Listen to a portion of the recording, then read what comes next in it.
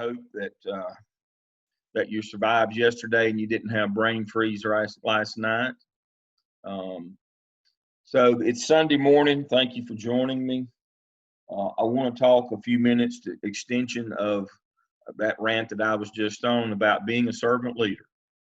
On Sunday mornings, we do devotionals, and I have a trilogy, and the trilogy is Be a Servant Leader. This is the leadership doctoral program.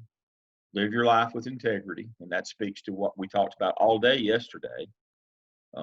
Be honest about your numbers. Don't thump your numbers. Don't hide the numbers.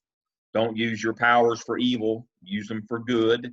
Live your life with integrity. And the third is build your foundation life on the foundation of your faith, whatever that faith may be, because that will guide the first two. Because nobody's going to be standing around and make you be a good person. A lot of life is about choices. And there's no way that you're going to be a servant leader or that you're going to live your life with integrity if you don't live a life of faith based on doing the right thing. See, religion is not about where you go on Sunday. It's about how you treat people and how you operate every day. So a long time ago, in a land far, far away, about 20 miles south of here, I preached a sermon one Sunday at St. Mark's AME.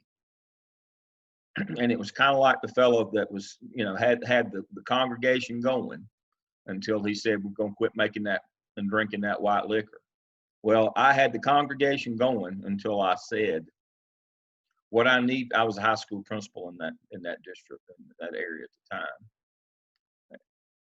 And they knew I tended to preach a little bit and did a few guest sermons. So they invited me in one Sunday to do the sermon. So I went in, and I had the crowd amen in me until I said, I need for you to teach your children that being a part of this church community and the part of their faith is how they live their lives every week, not where they go or what they wear on Sunday. And that I need for you to be an example for them. And a hush fell over the crowd.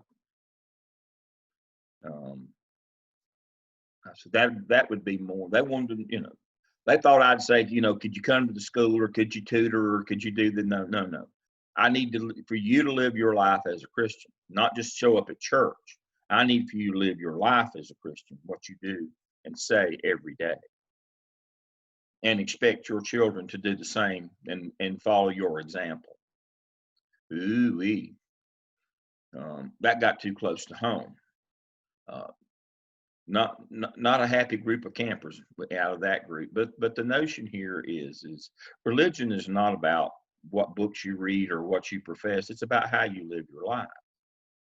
I am stupefied that evangelicals support some of the behavior I see in our politicians. You can't be an evangelical. You can't be a Christian and support that behavior. You can't live as a person of faith and support that behavior. It's okay because this person supports that. No, it's not okay.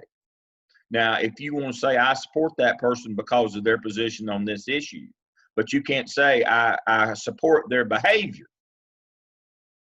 That's not living a life of faith.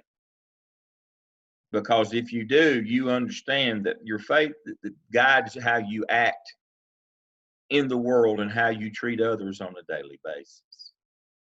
That's what your faith is about. It's how you interact with people, who you are, your character. And that's this morning's rant, which opens me up for this. I get people who ask me all the time, what is a servant leader? What do? You talk about being a servant leader all the time. So here's my take on what being a servant leader is.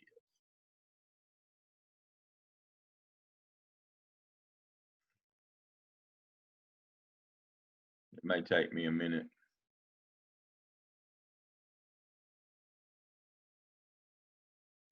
So here we go. Remembering that this is a leadership course.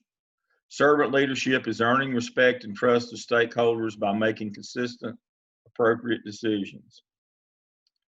So the question is how do we make consistent, appropriate decisions? We know our numbers. We know what our data tells us. We act upon that data one way or the other. We have a rationale for everything we do. We don't get enamored with the end of our finger that things happen because we have positional power. We make consistent, appropriate decisions based on what's best for the organization and what the data tells us, not what's on basis of what's good for us. That leads us to client service centered.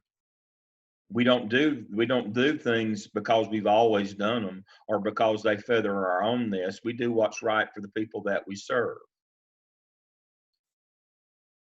We focus on the issues. We don't ignore them or cover them up.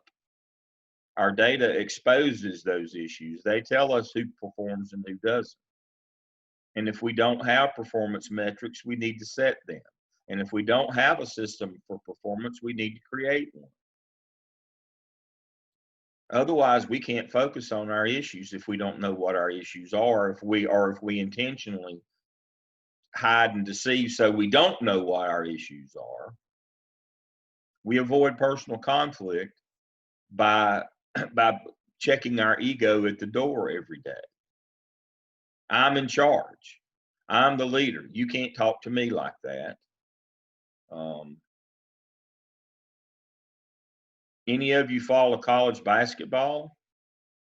Who's the latest coach on the hot seat over his personal behavior in college basketball?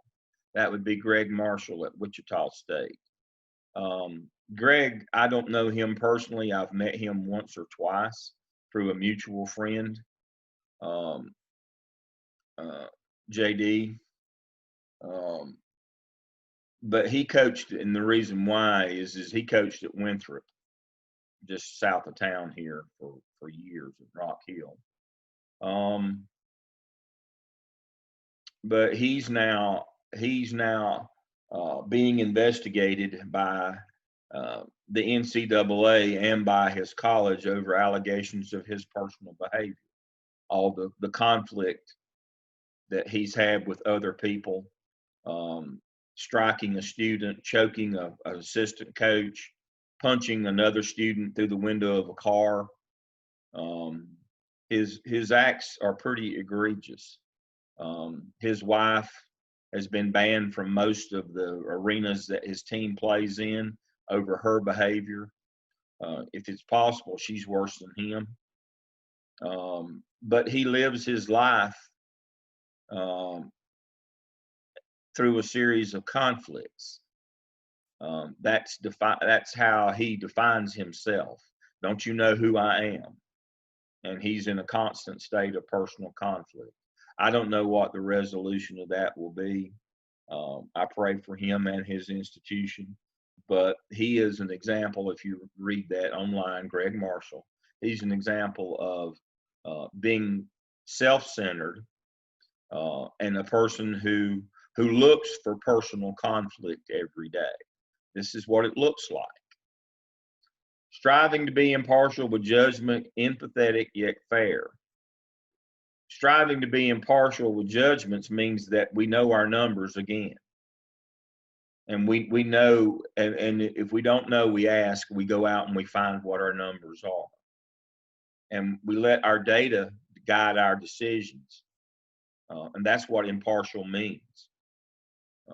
Impartial means we let our data guide our decisions. Now that infers that you can't put your thumb on the scale when you're collecting the data, and that's really part of what our case study is going to be about this morning, is putting your thumb on the scale, so that when you collect the data, it comes out how you want it, so that you can do or not do what you want to do. Empathetic, you have empathy for other people. Now, the only thing I don't like about this, and I've thought about taking it off, but I'll let it slide. I don't like the term fair. I much more prefer equitable. Fair implies two things to me. One, that's a place where you go in the fall of the year and get a corn dog and ride the Ferris wheel. That's what fair is. That's an early adolescent concept.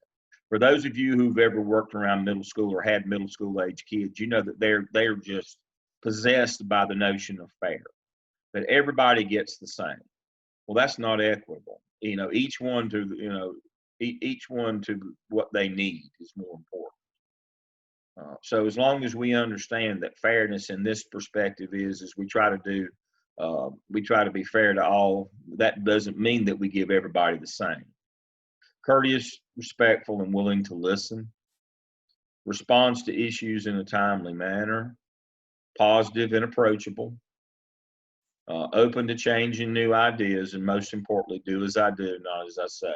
Willing to pitch in and lend a hand. I get angry at, I guess that's probably an understatement.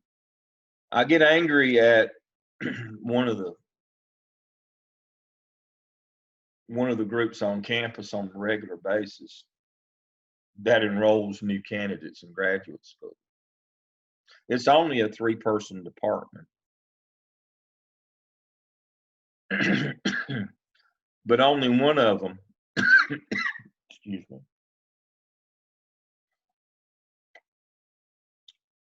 only one of them knows how to physically enroll students, which is the technician level job. It's a 3-person department. It has one administrator, senior faculty member, one person who does all the work once you get students in, and it has one person that enrolls students. My anger at that division is that only the bottom person on the totem pole, the technician level, is the only one that will physically enroll students. The person that leads that division has said publicly, and I'll summarize, that it's beneath me to do that kind of work, that you'll just have to be patient on getting your students enrolled. I am a full professor. I have a title. I do not enroll students.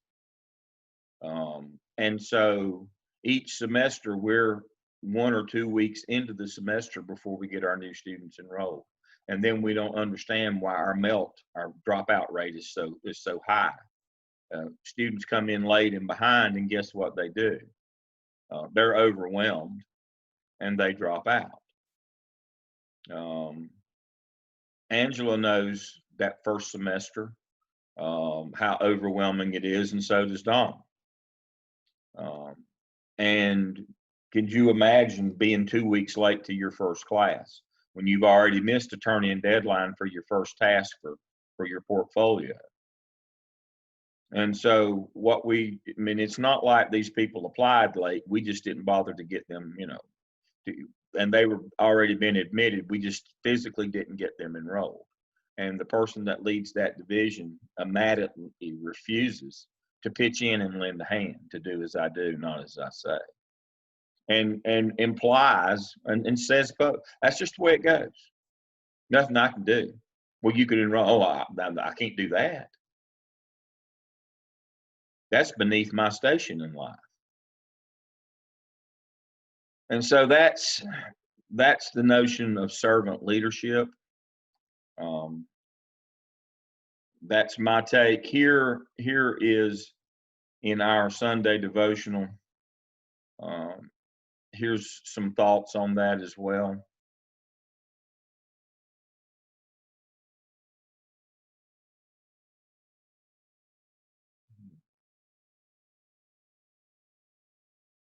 Don't freeze on me.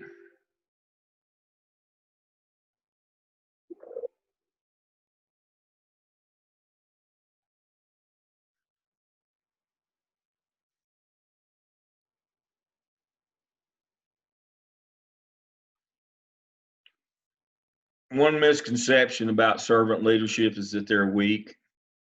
That couldn't be. It takes courage, strength, and humility to be a servant leader. It requires the ability to sacrifice one's own self-interest for the good of others and the organization.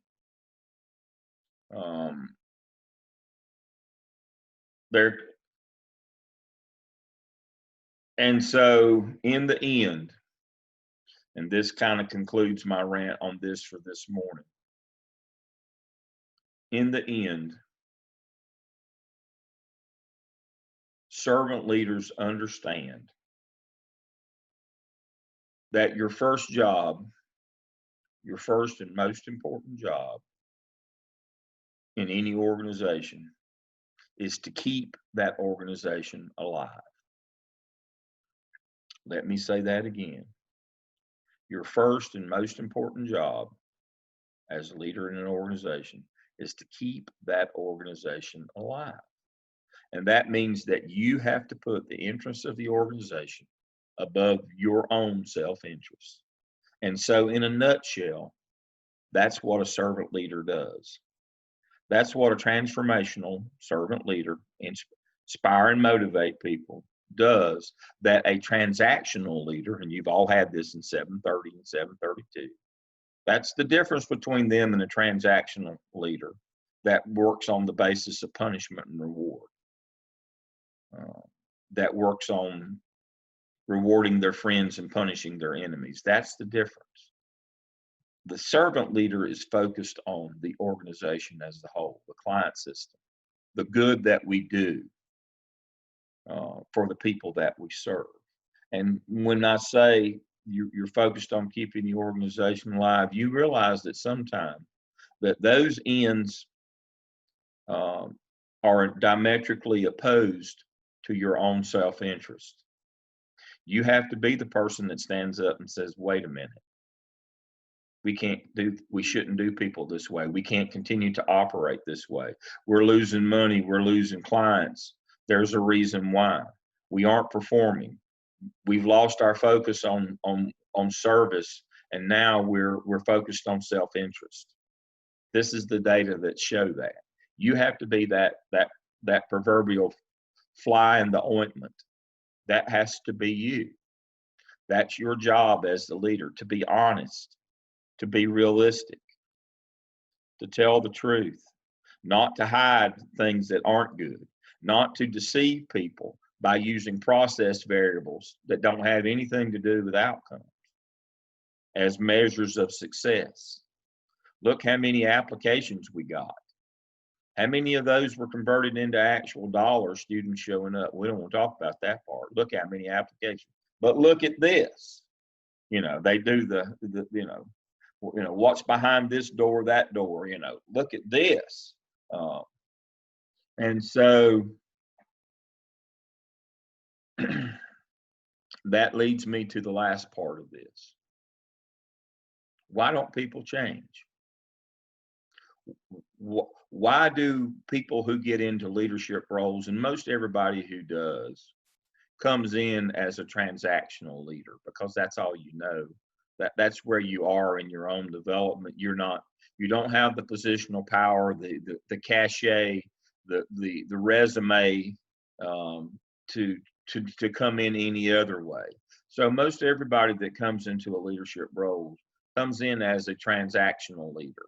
It's all about positional power. We all know that what's best for ourselves and for our organizations is to make that change, to a transformational leader that inspires and motivates, lends a hand, that takes the personal slings and arrows, that puts the interests of the organization above their own. Why don't we make that change? And so that's the question that I pose to you to close out this segment. Why don't we change?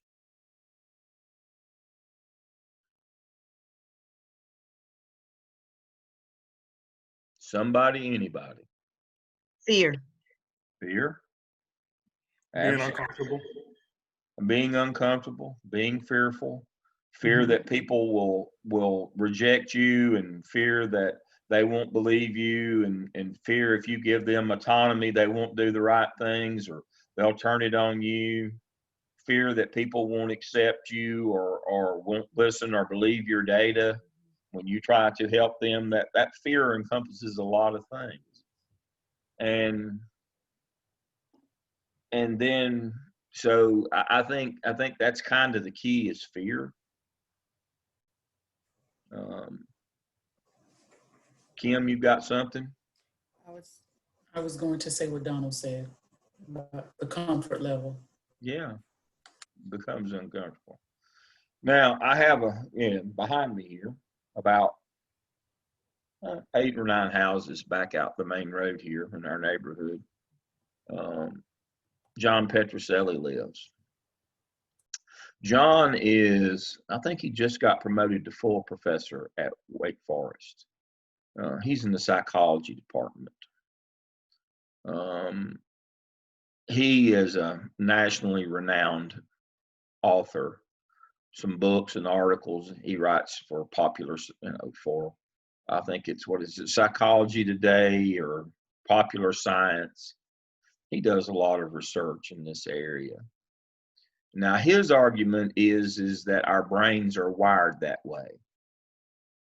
That if we ever had something right and we changed to something else that turned out to be wrong, that is such a significant emotional event that it scars us for life. And it hampers the fear of, I had it right, and then I changed it. That if you had it wrong and changed it and got it right, that's not nearly as significant on a positive end as I had it right and then didn't stick to my guns or let somebody talk me out of it. I had doubt and I changed and got it wrong. But that is such a significant event that we're afraid to change it all. That is from his brain research, and he does a lot of human subject research on the undergraduates at Wake Forest. But that's his thesis, is that by the time that we get to leadership positions in life, we've become so scarred that we have created such we have conditioned ourselves away from change because we have this crippling fear that we were doing the right thing, but we changed and got it wrong. That's one of our crippling fears. Even though we aren't succeeding as an organization, and many times when you get one of your first jobs in leadership, it's because things have been going bad. You're afraid to change anyway. You're afraid to, it was ready to turn the corner, and I just couldn't see that. We were just before things, clearing up and getting better. If we just stayed the course a little bit longer. And so John wrote an article for Popular Science that explained it this way. It's called the Monty Hall 3-door theory. Anybody remember who Monty Hall was? Surely somebody's old enough. Either Monty Hall, was not a comedian, but a talk show host. Yeah. What was his show? What a talk show. It was a game show. Oh, yeah. Let's make a deal. Let's make a deal. Mm-hmm. Monty Hall, let's make a deal. And their big thing was they had 3 doors. Door number 1, door number 2, door number 3. Behind these doors, we have, back in the day, now this was back in the 60s, we have $10,000. We have a new car. And we have a goat.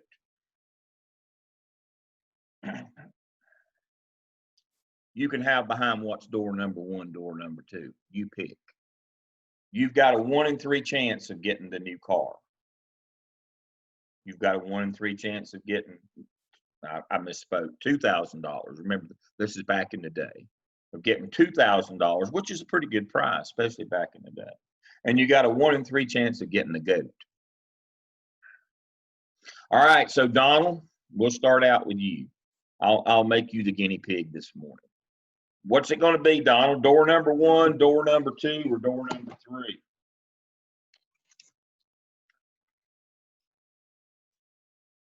You got to pick. All right, number 3. Donald has picked door number 3. One for the Father, the Son, and the Holy Spirit. All right, there you go, the trilogy. There you go. You go. So Don will pick door number 3. All right, Don. Let me show you what's behind door number 1. Donald, behind door number 1 is $2,000. Now you can take what's behind door number 1, What y'all think? $2,000. You can, or you can keep door number 3. And Donald says, I'm gonna keep door number 3. Oh. Look, I'm self-employed, so I was like, let me take what I can guarantee. Yeah, but this is hypothetical. So I have opened up. So he says I'm going to keep door number 3. Now he can change my offer when he doesn't take the $2,000 is you can change to door number 2, or you can keep door number 3, Don. He's sticking with door number 3. All right, now statistically, probability. If you now know that you either have the goat or you have the car, and you picked door number 3, 1 out of 3, you had a 1 in 3 chance of getting the car. Now that you know behind what's door number 2, if you take door number 1, if you take door number 2 now, if you switch, you've got a 2 in 3 chance of getting the car rather than the goat. The statistical play every time is to take door number 2, because now you're picking, you've got a 2 in 3 chance of it being correct. You don't know what's behind either one of them, but you know that when you picked door number 3, you had a 1 in 3 chance. Now you've got a 2 in 3 chance. You've doubled the probability if you will change. So John did this experiment literally thousands of times with undergraduates at Wake Forest. And then that's the quantitative piece. And then he would interview them qualitatively afterwards. And they consistently overestimated the number of times that they changed. They had it right and then changed and got it wrong. They consistently overestimated and consistently reported that was much more painful to them than it was actually the car was behind 2. Changing and getting it right wasn't nearly as significant in their brain as changing and getting it wrong. That we have this fear that we build up over our lives. So when we talk about the change process and why the unfreezing and moving and refreezing, why don't we change? We forget or we don't know that our sum of life experiences, that we are so terrified of changing and getting it wrong, that we will continue on with an organization, a process, a division, a school, a company that is not being successful for fear that if we change, we were on the verge of it being right. And so that's why when you say, why don't they fix this? Why they keep letting it go this way? They have this almost unwavering belief that if I just stick to my guns, if I just stick it out long enough, that things are going to turn around. And ladies and gentlemen, I subject to you that is hope. That is not a plan.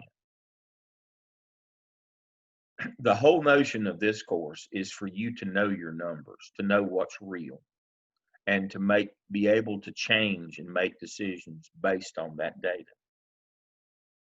If things were going well, they won't call you. Guess what? If you're a consultant, when things are going well, they won't call you. Very rarely, unless it's retirement, and then you have to get people out with dynamite. When it's going well, you aren't going to get jobs in leadership when things are going well in general. You're going to walk into just, it's already on fire when you get there. And perpetuating that is not going to help. Your job's to keep it alive, to keep it from burning down, put the fire out. And the only way you can do that is to be honest with yourself and know your numbers. You cannot be terrified or frozen into inaction, terrified of change and frozen into inaction because you're afraid you're going to get the goat. Now, that goes against your own self-interest. It goes against your own primal fears. We have a mental block, according to John. We have a mental block about changing when things, that it was just before recovery. We were just about to turn the corner. That all I had to do was just hold my water a little bit longer and not wet my pants, and we'd have been fine.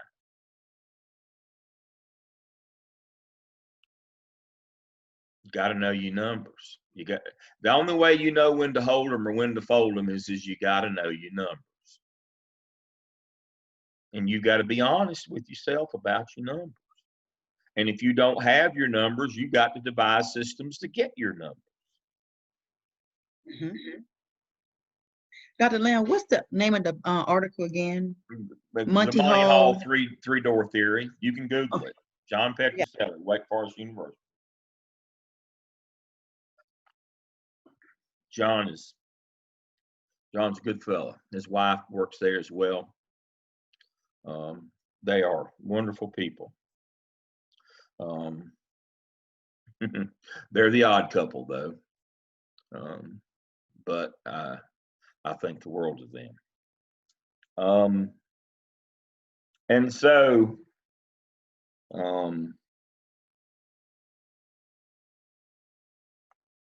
in that vein,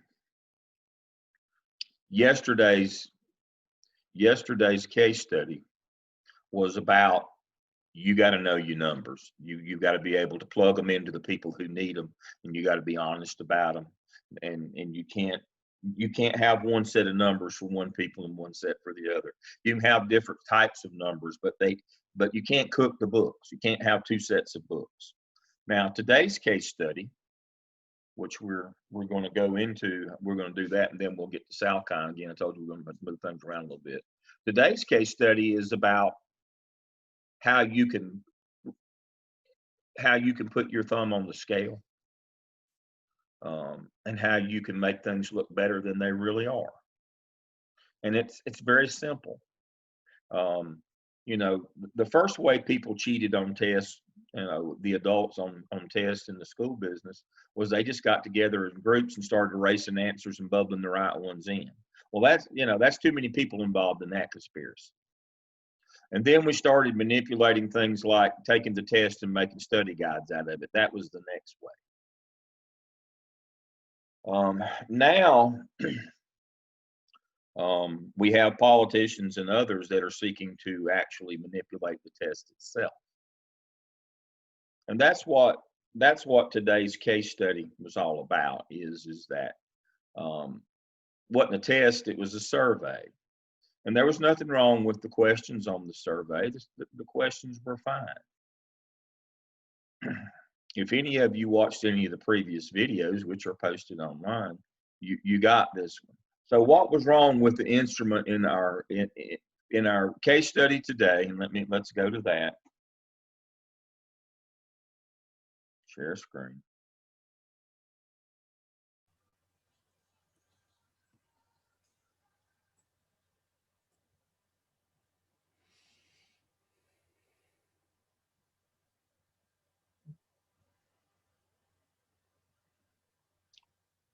What's wrong with our instrument? What's wrong with our math? What unethical practice did we engage in here?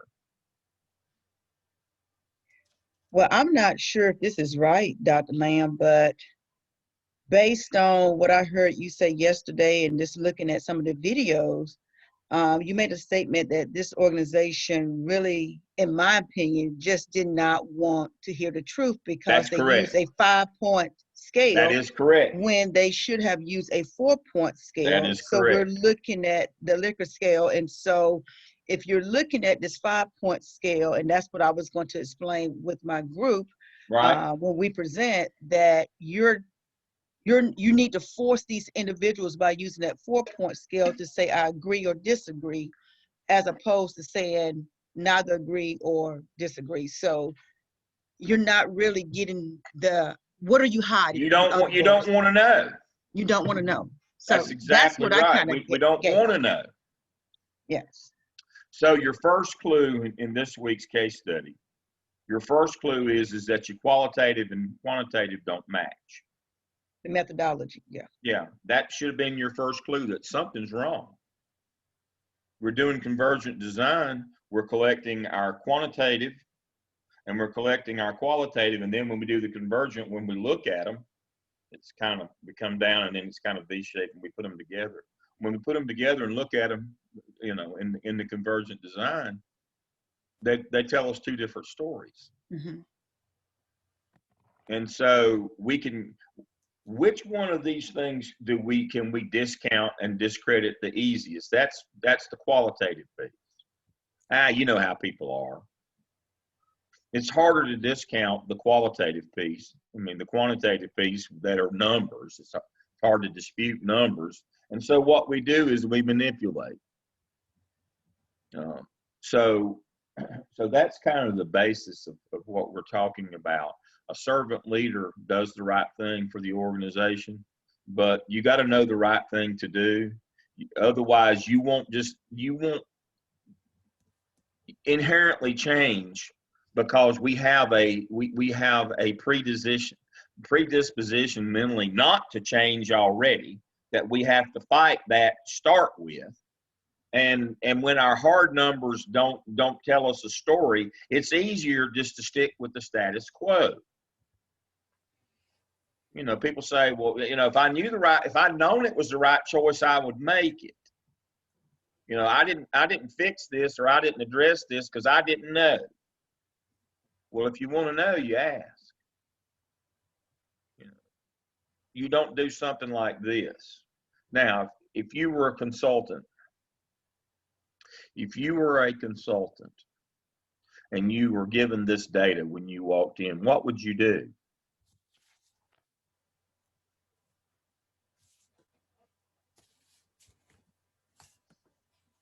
If you were the leader, what would you do? We're training for two jobs. One is consultant, one is leader. What would you do? Do it all over again and put it on a 4-point scale. There you go. It's a simple fix. But that might make them mad. That might insult them. And your point is, well, they might not like me. And your point is, you can't make valid and reliable decisions with invalid and unreliable data. I just summarized up all that rant you had to hear from me yesterday. Why couldn't I just done that yesterday? It was saved us all day of having to hear me rant. You can't make good consultant or leadership decisions on bad data. Period. That sounds pretty simple, but boy, the devil's in the details, isn't it? How do you get this data that's valid and reliable? How do you then analyze it? Well, you can't analyze it if it's not valid and reliable. Your analysis won't be any good. That's the point with this one. The data here is not, the questions are, the content validity is there. But because we rigged the scale to basically tell us nothing, our data is unreliable. So question, why? So I'm sure we've all taken a lot of surveys that have the 5-point scale. And even I think in Qualtrics, like it's just an automatic that you have those, depending on which one you choose. Mm-hmm. You can choose. So why, well, I think maybe I just answered my own question. Because we don't want to know. Because we don't want to know. And if we don't know, we don't have to act. And what is our default setting? mentally, according to John and the Monty Hall 3-card system, our default setting is we don't change. We have such a fear of changing and getting it wrong. Our default setting mentally, when we get to positions of leadership, by the time that we're fully formed adults and we get to positions of leadership, we can't free our mind. What is the song? Who did Free Your Mind and the Rest Will Follow? Was that TLC? In Vogue. In Vogue. We can't free our mind. We can't let it go. We cannot let it go. Go TC. Mm-hmm. TLC. Mm-hmm. Dr. Lamb, can we go back to the visual again? That survey that you showed Yes, earlier? we're gonna dive right into it after our break. So it's 10 o'clock. It's time for our first break this morning. We're on track where we need to be. We've covered our devotional. We've set up our case study for today. That will set up the rest of our Salkind. You notice that the case studies kind of go with what the content we're doing. We're ready to dive in right after that. So we need to get to our case study. So yes, Buku, we're gonna pop that up and we'll start with that. And so the group that went second yesterday, you will go first today, and we'll be ready for your presentation. We'll be back on at 10 after 10. Okay? All right. All right, let me pause our recording. Probably said something wrong yesterday. Honey. My mic is on. I'm sorry.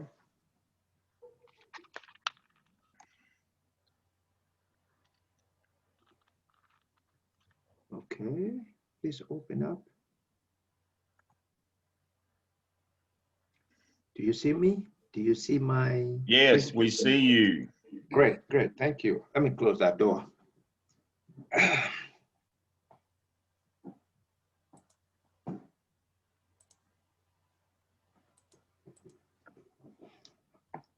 All right, so here's a disclaimer. The disclaimer, come on. The disclaimer is that I still didn't understand that part of the scale where we said that it was a bad data collection strategy that was used with the 5-point scale. But after my presentation, maybe clarification will be obtained. So there's a presentation done by Kim Robert, Buku, and Jackie, and it has something to do with team diagnosis and intervention. And the background is that a survey was conducted because it looks like there were certain things that were not happening on the team. So the survey was conducted to obtain team diagnosis dynamics so that appropriate intervention could also be implemented to improve the challenges on the team. So there were 11 different survey questions that was posed to 12 members of the participants responded. And the score aggregates, we have the lowest average as 2.4, where team members share that they do not discourage each other. They don't have each other back when they're working together. And it looks like it's everybody for themselves. So we took our problem statement from the survey, looking at the lowest average.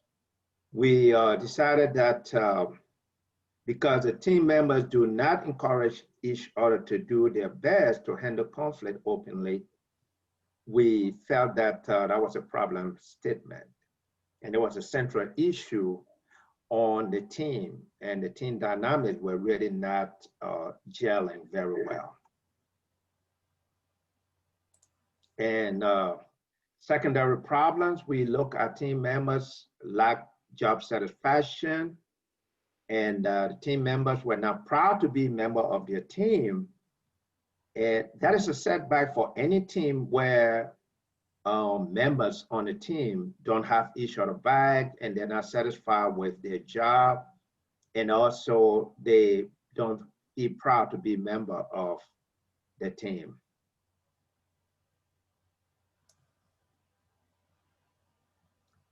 And some of the solutions and our recommendation, we talk about team building exercises where the consultant can go in and help team members how to build a team and to improve the team dynamics. And we need increased communication within the team so that each member of the team is aware of what is going on that particular team, and also have a box where team members can write a note and drop it in the box, but they don't have to write their names on it, and it's going to tell whenever there's a meeting, it can be discussed, it can be picked out and discussed. It's just like what is going on in the school system, where they have team class meetings and they discuss how a particular student feels about another classmate. And we should also, we recommended that a team member should be empowered to be part of the decision-making process. And becoming part of the decision-making process has to do with being cognizant of what is going on the team. And that way you actually will be empowered to make decisions. Because being part of the decision-making process also means that your voice is heard. If your voice is not heard and you don't have a buy-in, you probably would not participate very well, and you probably just be on the team just to make money and get out. And well, rotate team leadership to provide opportunity for each team member to lead. And then make sure that the staff meeting agenda is available to team members so that everyone would know what is going to be discussed during the team meeting or during the staff meeting. And develop a mentorship program where team leaders can be coached and also can be mentored by experienced leaders. So we looked at evaluating our alternative solutions, and we said there might be some team members who may not want to be a team leader, even though we're recommending that team members should be provided the opportunity to participate as team leaders. There might be some people who don't want to be a team leader. They just want to be heard and be treated. Dr. Lamb said fairly is really not a good word, but maybe equitably. Word. Yeah. So team member may not want to participate in team building exercises. That also, is an evaluation of our alternative solution. And we talk about action plan. Hold on. Jackie, it looks like I clicked on the old one. So sorry, if you can put up the other one with that graph. Jackie, can you do that? Okay. So, Okay, you want me to make Jackie the host? could you please? All right.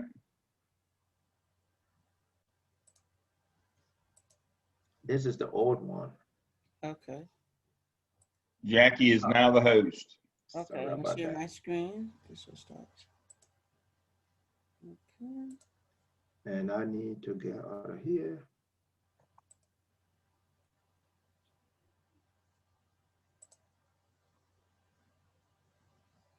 Can you see that, y'all? Yes. Okay. So when I did actually the graph on this scale, as we know now, this is not the perfect scale. And so you can see from the bottom, the color shaded for your agree and versus your disagree and neither. Noticing that On the scale, it says, I know my team's contribution. You see that there are people that says they agree, but still that's a little different than what everybody else is saying. But also too, we noticed that, as we said before, that some of the people did not answer. There are a couple of questions that some of the people just did not want to answer. And so they did not answer. So also this kind of doesn't give a good representation of the whole dynamics of the team. But you can see from the scale a little bit how mission of the team is clear and what that looks like. Versus going over versus the team decision-making practice are effective.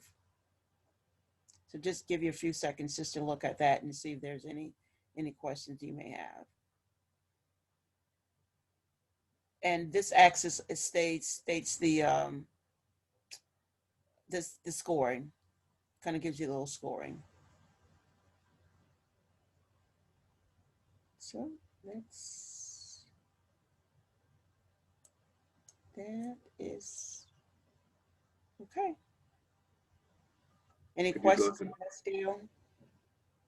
Or on the graph, rather?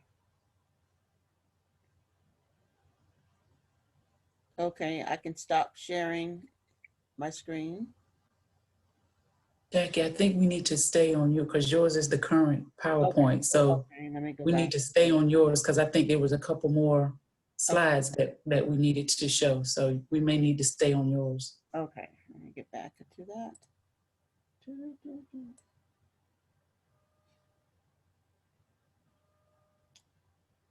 Okay. Okay, we're here. I think Buku left off with our evaluations and our risk. Mhm. And then we're looking at our action plan, just the beginning of a timeline to begin implementing our recommendations, probably within 2 months. Immediate implement, you can implement the agenda for the staff meeting. That can be done immediately. And he also said organizing and strategy and structure change. Restructure the teams beginning with the next quarter and ensure that the right people with the right skill sets are on the teams that would benefit for the whole organization, and decentralize decision making. Mhm. Okay. Okay. Anything else I forgot, team?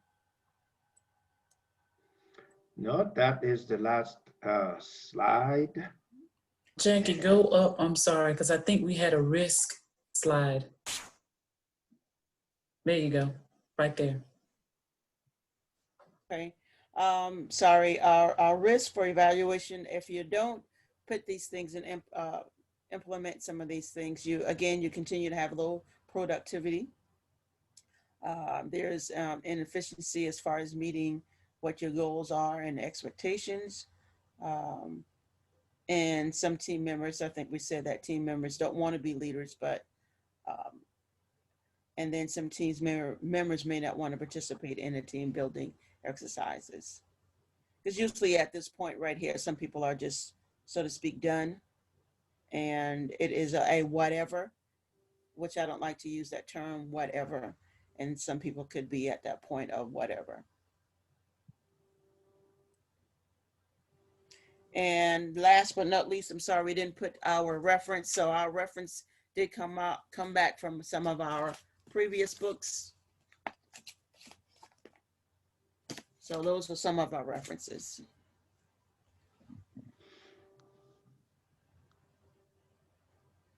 Any other questions? No. Okay. Excellent. Okay. Jackie, when you go back to your graph, your bar graph, Okay. it's just it's a great visual in that you can see what Dr. Lamb was saying about those neither agree or disagree. Those are really high bars in some of those areas. So you would be amazing which direction they would go, whether it be strongly agree or strongly disagree. Mhm. And you All can right. see in this one right here, some people did not even participate in a lot of the questions. Right. Mhm. That is correct. All right. Okay, I'll stop sharing. Yes. Okay. All right. Thank you, Jackie. The year before I got married in 1984, I built a house for me and my future wife, my current wife, my only wife. And I built a really nice house. It had an 812 pitch roof. That's a pretty steep roof, but we were in the part of the world where you had to do that because of the potential snow load. You know, so your roof wouldn't collapse in a big snow. You had to build a pretty steep pitch roof. And it was a high 3-story, had a full basement, main level, and then had an upper level where the master was back in the days when you didn't worry about going up and down steps. And it had a chimney and a fireplace that went all the way up. Well, back in those days, in that part of the world, you couldn't get cable TV. Satellite dish were as big as a barn, and most nice neighborhoods didn't allow those. So you had to get you a channel master antenna. Anybody remember what a channel master antenna was? It was an antenna that you attached to your chimney, and it had a box with a dial on it where you could turn your antenna to get reception to the different channels that were in the air. Oh, it was a whiz. It was, that was on the way you could get TV in western part of North Carolina in the mountainous region. You had to change you had to move your antenna around. Well, you had this big heavy antenna that had a motor on it, and you had to put metal bands around your masonry chimney, to get it up as high as you could. So I was standing out on the back deck looking up, and my wife walked out. We'd just gotten married, and said to me, "Do you not know how to attach the antenna to the chimney?" And I said, "Oh yeah, I've got tools right here. I've got the knowledge. I've got the know-how. But you have assumed past the problem." She said, "What do you mean, dear?" I said, "I don't know how to get up on the roof to get to the chimney. If I was up there, I could put that antenna right on there, but I don't know how to get up that 812 pitch roof. You can't walk up it. It's too steep." She had assumed past the problem. This case study is about assuming past the problem. Because we accepted the data that somebody else collected for us. The problem is the data doesn't match. And Tawanda's getting ready to tell us why the data doesn't match. The qualitative data tells us that there are two separate and distinct teams. John has formed his little clique, and he has shut out the other group. That's what the qualitative tells us. And then we go and look at the quantitative and we say, wait a minute, this doesn't match. But if we will do this one little simple trick, we don't even have to resurvey. We'll use the same theoretical basis that Net Promoter uses, is if you're not with me, you're against me. That everything that's not an agree or a strongly agree is disagree, even the neutrals. So if we go back and we look at this case, and we simply do a really little simple trick, we count everything 4 and 5 as agree. We count everything 1, 2, and 3 as disagree. All of a sudden, our quantitative data matches our qualitative. And we see that we have two completely separate groups here. We have John and his clique, and we have the other group who are being shut out or frozen out. And that's exactly what the qualitative tells us. Everything's cool with you in John's group.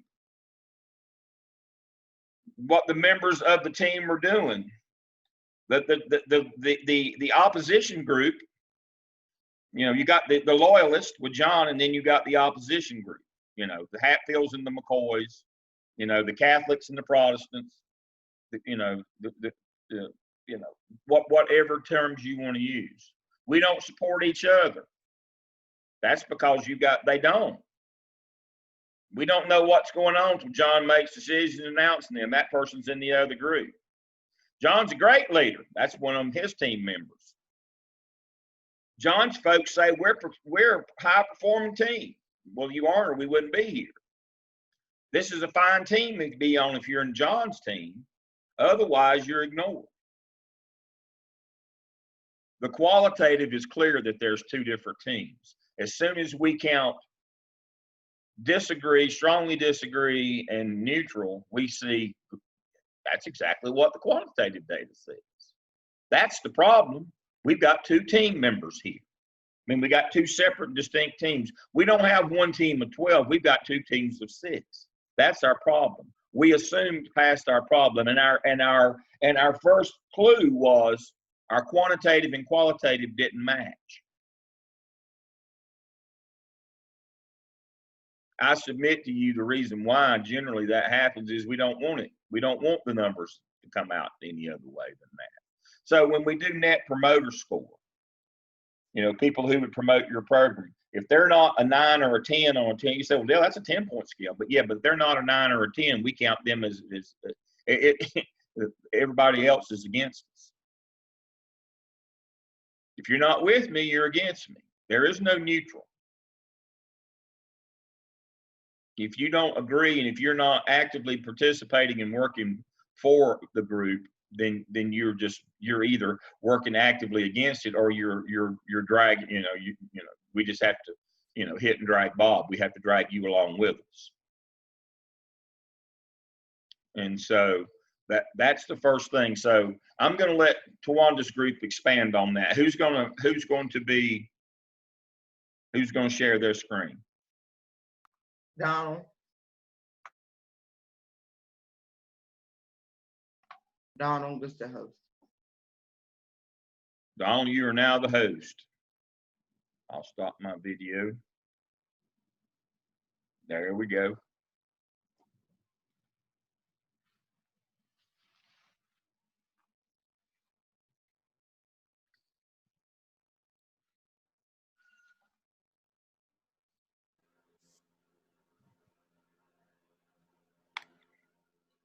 Okay, can you guys hear me? Yes, we can. Yes, we can. Okay, so Angela was the leader for this group, and so of course we're doing the team diagnosis and intervention. Myself, Tawanda, and Donald, as I stated, Angela is the leader of this particular case study. So you can advance to the next slide, Donald. And Buku has already given us the background information on this case study. So you can go ahead to the next slide. And so first I want to say that we know this case study is unlike any of our other case studies. And so, you know, we're gathering information just truly based on just the data that we receive. And so how did this team kind of arrive to the case study? We have to look at those questions that were presented to us in the case study. And one being, what do you believe to be happening on this team? Well, we had to really look at and make some assumptions because, as I stated, we had no information to go on. So one of the assumptions that we can make is that we really had no idea about the culture of this organization. And more importantly, we don't even know John's position on the team, his hierarchy within the organization, as well as we have no idea what the other team members' positions. And so based on the data, we know that the team members are consistent and aligned with the mission of the organization, but also we know that there are team members that are not aligned with whatever the culture may be within the organization. And as Dr. Lamb mentioned, there are 2 teams here. So based on the data, we know that there was also no other sample population to take information from. So as a result, we're looking at the central tendency, and of the 3 central tendency, we're looking at that mean because there was an average there. And so based on all of the information, we have arrived at I guess the central issue for this particular case study is that team building for effective teams is going to be our central issue here. So when we look, you can advance to the next slide. So when we look at our secondary issues, this organization does not want help. And as I mentioned earlier, because of the Likert scale of a 5-point scale, one of the secondary issues is that it really, this organization, as I stated, does not want any type of feedback. So it is important that if they want to really move forward as a team and build effective teams, you're going to have to gather accurate information. And so one way to do that is really looking at changing the scale from a 5-point scale to a 4-point scale, because that 4-point scale would allow you to kind of do a forced decision with the employees to answer either agree or disagree. So some of the other secondary issues that we know is that really there's a lack of communication. The team, there's a lot of conflict. So the inability to handle conflict is another issue. Ineffective team meetings was also discussed there. So what's going on in the meetings, that the meetings are ineffective. And last, the staff and the leadership have different perspectives on the individual's contribution to the teams. And so that's how we arrived at our central issue. And here are some of the secondary issues that actually impact our central issue. I think you can advance to the next slide. I think Angela is up next. See.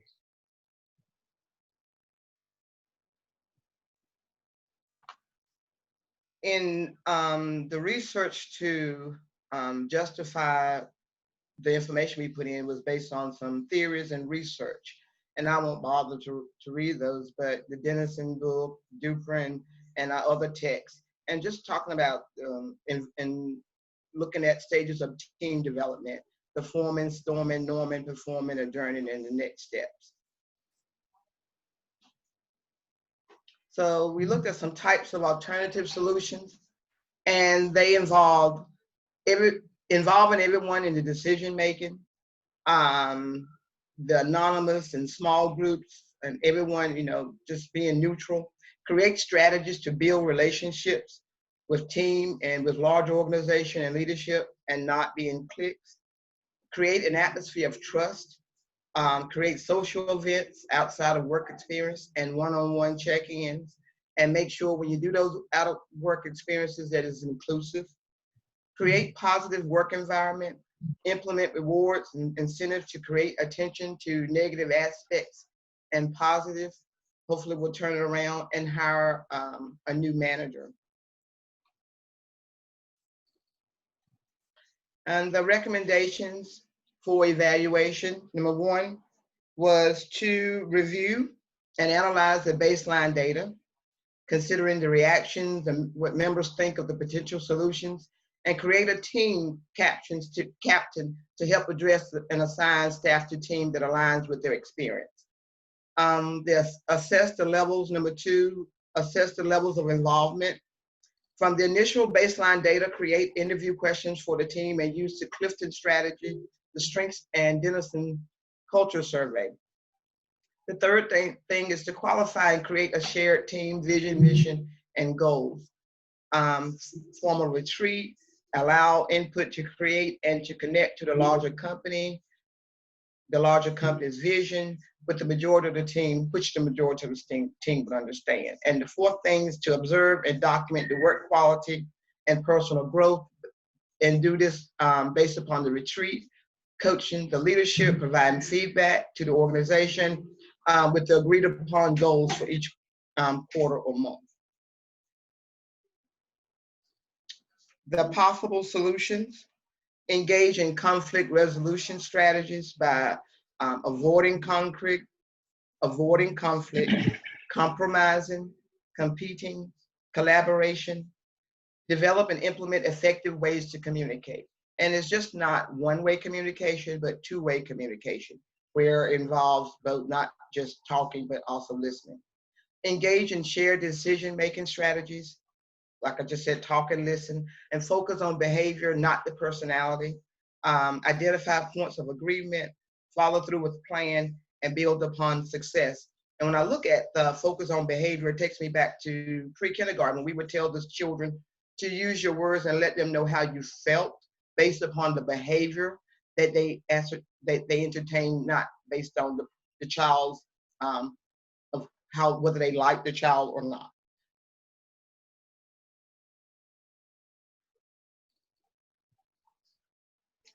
So the recommendations that we recommended based off of what was provided to us was to provide professional development training for management, supporting the teams, and as was noted several times, that there are two different teams within the team, but then there's the larger organization itself.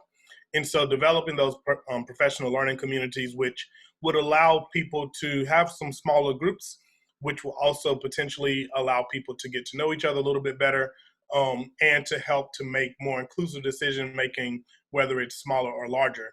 And if you notice, using result-oriented measures so that we're less focused on the biased opinions, but we're actually looking at the end goal. And as we know from the survey, regardless to if it was the 5-point or 4-point, we have some differences in how we achieve those results, where some people think they're doing great and some people think they're not. And then also looking at how we review those support systems through better survey and questionnaires, which will allow us to have in that cycle number 4 of getting that feedback and just making sure that we're doing, moving towards the mark of our goals. Now, when we do the learning teams, we want to make sure that we talk about the structure of those teams, talk about some of our group norms, and then also the roles of the team members within those teams, so that it's specific and you don't necessarily have a bias towards, oh, well, this person's leading this, so I'm actually going to participate in this. Well, this person's leading this, so I'm not even going to deal with that. Or I'm going to be there, but I'm not going to be present. Then engaging in critical conversations about the mission, vision, goals, and objectives, which actually goes back into that circle. Looking at the technology that we use, the processes, the training, the rewards, and leadership.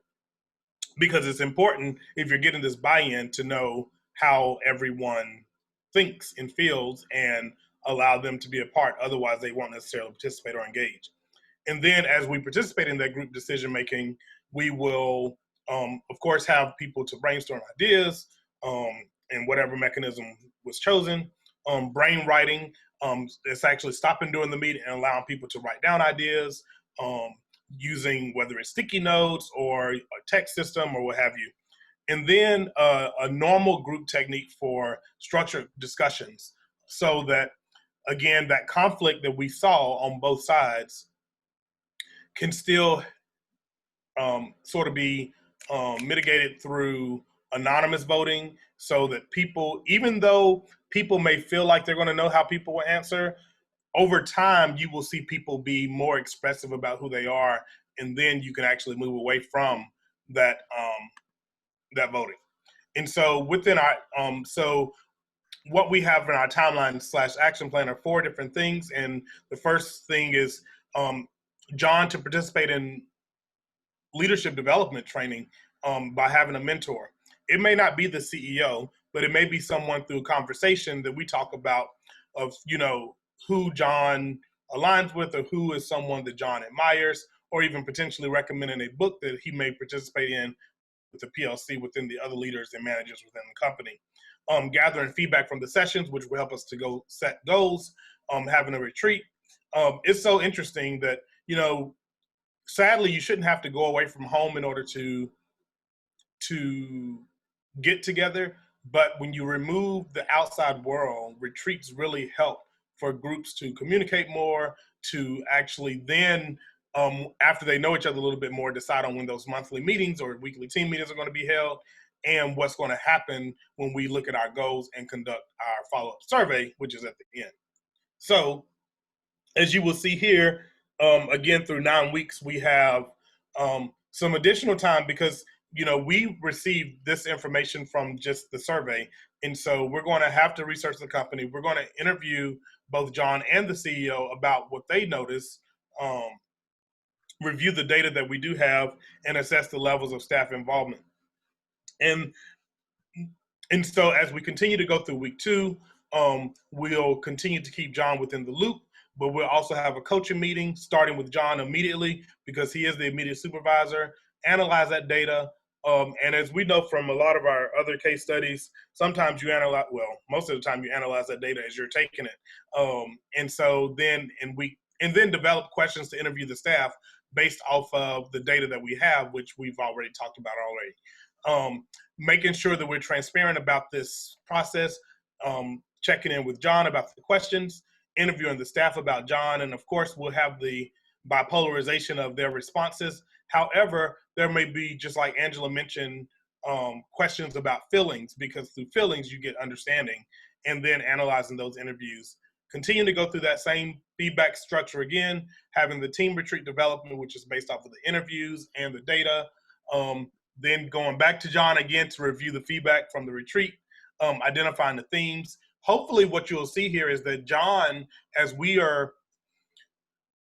needs help leading the team, and hopefully him hearing and getting this feedback from different areas will help him to also become a better leader within the organization based off what he hears. And then we will begin the coaching sessions with John. Checking in with the team sort of to see, if they're noticing any changes with the team, and now doing the goal setting, planning, and team development. So they've now sort of been normed, or as a group, hopefully now there's less of a fear of being able to express what word would I want to use? Expressing their discontent, but then also their agreements, and not being judged for that. Continuing coaching sessions with John, checking in with the CEO, just to sort of see what they may notice and or what they may be hearing, because we put in systems into place, and by then there should be some difference. Interviewing the team again to see if John has improved, but not specifically saying that. Additional coaching sessions with John. Ooh, I know y'all can read all this. Reviewing the goals again, doing a follow-up survey. So we've already implemented the Denison Culture Survey once. Now it's time for us to end. And so let's go ahead and do that again. And the last week are literally interviews and providing the CEO the summary of the work that we have done. Woo. And so our takeaways is that the team actually has to understand their role the team says that they understand their role within the larger company, but not their role within the team, the dichotomy of two teams within a team. And then focusing on the conflict resolution that will allow them in a private setting to work through issues of trust. And that may be through the employee assistance program or through something that's implemented through what they've talked about. And then the team does not actually see their value within the team. And that can boil down to trust. It can boil down to their self-worth, et cetera. And then the last takeaway was that team members actually, the team members can understand the mission of the organization, but because you have ineffective leadership and you don't have trust, that can create a toxic environment, which is what creates the two teams. You got one team for his person. It's sort of like our political system. And that's it. Very good. Takeaways, questions. Yeah, I wanted to make a comment. Probably Donald could emphasize that on the weekly meeting that is taking place with John, the team leader. Are you putting John on an action plan? Is that the reason why you're meeting with him every week? Don't you believe that that could backfire? So the purpose of meeting with John on a weekly basis initially is to keep him in the loop about what we're hearing, and to also try to help him to see that he can change, because the CEO has already noticed that there are some problems within that smaller team. So John essentially is also meeting with his CEO or whoever he's reporting to. And this is a way to help John to one, improve on himself, but also to create change within his organization, and for him to not be able to say, oh, I didn't know this, or, oh, well, you didn't tell me that. Well, no, John, you were part of the entire process from the beginning until the end. Okay. It is Because absolutely I was just concerned about the frequency of the meeting with John. Yeah, that's a valid notion. But the idea here is it's absolutely imperative that you put John on an action plan. If that's your question. If you're not satisfied with his performance and you're meeting with him so frequently, then you should probably put him on an action plan. Yes, that's the whole notion here. Well, the CEO has called us in to do this work. Exactly. There's a problem. And the problem is John. And we can't, as consultants, only thing we can do is provide an action plan for John. That is what you would do as a consultant. Now I've got on my notes here, we're going to talk about that. That's where we're going to go from there. Is if you're the consultant to this organization, you've identified the problem, which is John. Here's the action plan. That's the appropriate, ethical, moral, legal thing that you should do as the consultant. Now, we're going to talk about that to begin with. But then we're going to talk about what would you do as the leader. Would it differ from this? If you're the leader that Donald delivered this to and said, John's your problem, he's created a team within a team to enrich himself, not financially, but positional power-wise. Here's what we'll have to do to fix it. What do you want to do? You see, all nonprofits and a lot of profits organizations have what's known as collectively, generally, as an emollients clause. What is an emollients clause? That you can't use the goods, services, personnel, resources of the organization to enrich yourself financially. That's what an emollients clause is. But what about people who use those things to enrich themselves from a power or political perspective? Should we be concerned about that as well? Let me show you what an emollients clause looks like for a school district. Let me share my screen. Let me move this out of the way.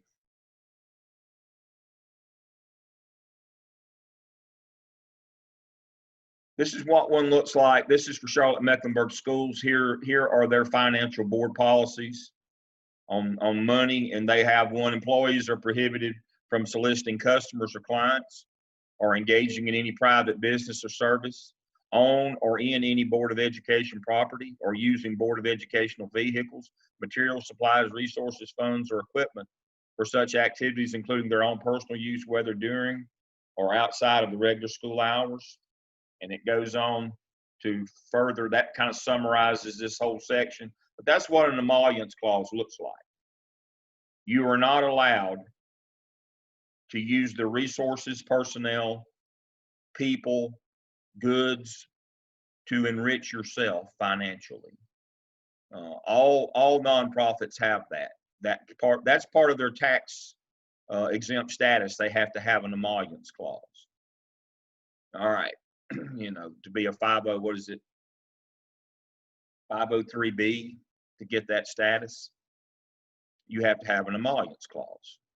Well, good organizations have one as well, so that people don't do the same thing to enrich themselves politically or power-wise in terms of being transactional leaders, punish, reward, using the resources of the district or the company, the district being school, which is obviously the largest of the nonprofits, but to use to use their stuff to enrich yourself, not financially maybe initially, but power-wise. Now, eventually, as you wield that power in the organization and move up, do you not get compensated more? So that is an extension of that emollients clause. But Donald is exactly right. As a consultant, when you walk in, you say, I've looked at the data. You know, once we either resurvey or just simply move that middle column over, the data is clear. There's two groups. John has his click, and they're basically steamrolling the other group. You know, he's using this as this being in charge of these 12 people, himself included, he's leveraging his own personal power here for his own gain. This is what we would suggest. If you're going to keep John, this is the action plan that you need to put John on if you expect any change. Obviously, things aren't going well or you wouldn't be there. Never walk into a consultancy situation thinking everything is good. There's a reason why they called you. We did a consultancy recently. Oh, Kim, go right ahead. No, I'll wait until you finish your thought. Go ahead. It's a long one, so go ahead. It's a long story.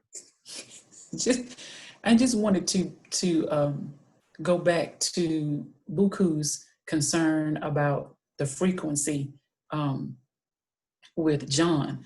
I kind of see it as the opposite of Buku, as that recommendation will actually benefit John because we don't know how long John has been in this position. We don't know how long it has taken John to build this team within the team. And so John has become complacent. He thinks that everything is okay. And so I think it would be beneficial to him for it to be in his face on a regular basis that you are the problem. We're here to try to help you.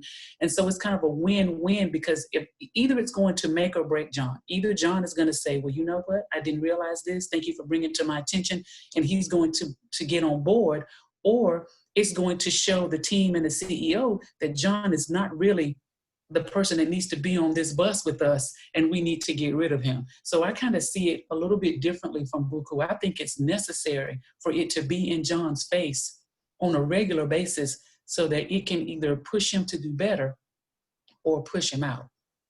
And we are speaking the same language. The reason I say we're speaking the same language is that I know that it's beneficial for John. And my experience in the school system has been, if you're going to be meeting with a teacher every week, there must be some action plan going on to make sure that some improvement is taking place. But if he's not on an action plan, why are you meeting with him every week? I mean, he is on it, yeah. But he is on an action plan. That's what Donald just presented, was his action plan. You're right. You got to put them on an action plan. Now, I've got a copy of my, I call mine MTSS for teachers, which is, we do MTSS is multi-tier system of support for kids. Those of you who are familiar with the school business, I've got an MTSS for teachers. It's a long and drawn out. But what it says is when the second quarter of the school year, when we identify our low performing teachers that aren't doing well, we actually have a mentor meet with them a minimum of 3 times a week on an action plan, trying to improve their behavior. Because you can't, even in a right to work state where there's not a union, you can't go in and move to dismiss somebody from a nonprofit like a school if you can't show that you have gone above and beyond to try to improve them first. And that's what, John's the problem here, but we just can't say John's the problem. We have to develop a action plan. I mean, once a week would be the minimum legally that you would have to work with John if you were going to try to dismiss him from a nonprofit, even in a right to work state.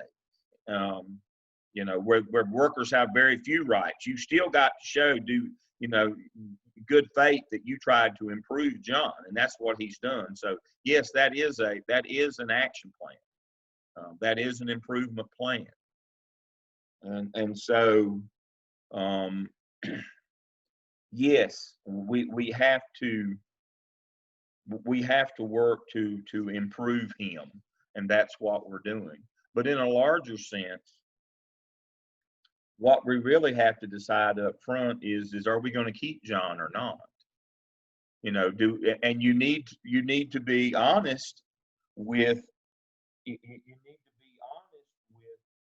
with the people that hired you, that this is what it's going to take up front. This is what an action plan is going to look like. Are you willing to invest this time, resources, money into John. You know, I don't want to just tell you that it's going to be quit. We'll just tell John to quit it and it'll be better. Now, this is what it's going to take to change John's behavior. You know, this is what, and it may not work then, but this is what it's going to take if it's going to work. Are you willing to do this? Now, I advised you yesterday, I wouldn't be the one that implements the action plan. They'd have to put a lot of money into me for me to do that. But here it is. This is what it's going to take. It's up to you. You paid me to develop the action plan, to figure out the problem and to figure out the solution. You didn't pay me to implement the solution. That's a whole nother checkbook there. You paid me to diagnose the problem and give you what the fix would be. Now it's up to you to decide if you want to try that fix or not, to believe me and try that fix. But this is what it's going to take. That's your job as a consultant.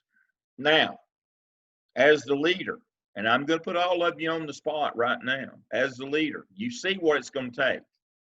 The time, effort, energy, resources. Obviously, there's a problem. We wouldn't have called. You know, the data is there. It tells us what the problem is. The problem is clearly John. I'm going to go around my dial here, starting with Jackie. What are you going to do with John? You're the leader that I just delivered, that Donald just delivered this news to. He just told you what it's going to take. What are you going to do now, hero? Jackie, start with you. Oh, You're the decision maker. You're the leader. My first thought that actually came out is to say bye to John. I knew I liked you for some reason. But if there have been some type of help building some type of rapport there and establishing some of the team, maybe we can making sure we channel some of that energy a little bit more for the good. Well, what we have to make sure is that we don't add anecdotal information into this. Okay. See that when people tell me, well, I don't have enough, you have more than enough information to make decisions. You can't let your personal feelings, you can't let anecdotal. That's why I told you last Wednesday night, I told my EDCI group, and they're just the nicest people ever. They're all teacher level people with doctorates in curriculum instruction. Most of them, I think all except for one, are still at the school level. And I told them, if you can't let good people go simply because they can't teach, then you can't leave. Because what do? We teach kids. And so we can't do the anecdotal, well, they're nice, you know, she wears nice clothing, she shows up sober and clean clothes every day, all that stuff. That's all anecdotal. What the data tells us here is John's using this position, you know, he's using his power for evil rather than good. Yeah. That's what the data tells us. Now, we can't start adding all this anecdotal stuff in. That's putting your thumb on the scale. That's what we're trying to avoid here. Bias, putting our thumb on the scale. So, what say ye on John? Yay or nay? John, you gonna keep John? John's out. John's out. John's out. Buku. John's out. I'll keep John. Buku's gonna keep John. All right, Tawanda. Oh no, Tawanda's not going to keep John. No, I'm not keeping John. That was my first thing. To me, John is the central issue. John is the issue. John is the issue. John is the issue. Looking at the data, not even have to make assumptions. If you have a divided team, at the end of the day, your job, as you stated earlier, is to keep the organization afloat. How can you keep the organization afloat if you are the problem? So you're going to have to go. To me, it was a no-brainer. Yeah, that's the issue. You're out. This is an easy one. Yeah, that's easy for me. And I heard you, Kim. The data tells us that this is an easy call. Our central issue here is John. Yeah, and if you're looking at it from the MTSS and looking at the 3 different tiers, no, Yep. no. To me, you've already exceeded tier 3. So Oh, yeah. you're gone. Yeah. Yeah. And so, You did Donald, not provide any help for John. How did Yeah, he you gotta arrive help at, him. No, how no, did no, he no, no, no, arrive no, at no, no. exceeding tier As I 3? stated in my case, this case study is all based on assumptions. It's all based on assumptions, but what we do have is the information based from the data. And so I'm just going from the point that we have these resources were in place. Yes, we cannot help everyone, but if I'm the CEO and I'm looking at this data, to me, my recommendation, I have to still keep this organization afloat. And John is going to have to go. I'm sorry. Now, you guys can keep him, but for Tawanda, he's gone. And I believe in compassion. So I'm not going to just readily just get rid of John without doing the work. I'm talking about looking at this. Okay. So Buku and Angela, you guys, you keep him. No, I didn't say I just said he needed some staff professional development. I mean, All I right. always believe in giving somebody a chance. all right. That's And true. I That's- absolutely believe in giving individuals a chance. Trust Donald, me. yay or nay, Donald? I've got an argument going. I love this. Donald, So can I say I need more information? no, No, No. no, you No. scoundrel. you got all the information. No. Okay, well, I'm gonna keep him. Okay. So then what about your other teams? What about your other the team members? So John in weeks in our plan, he has an opportunity to show himself better. Okay. And if John don't show himself better, because the CEO hired John or is allowing John to be there.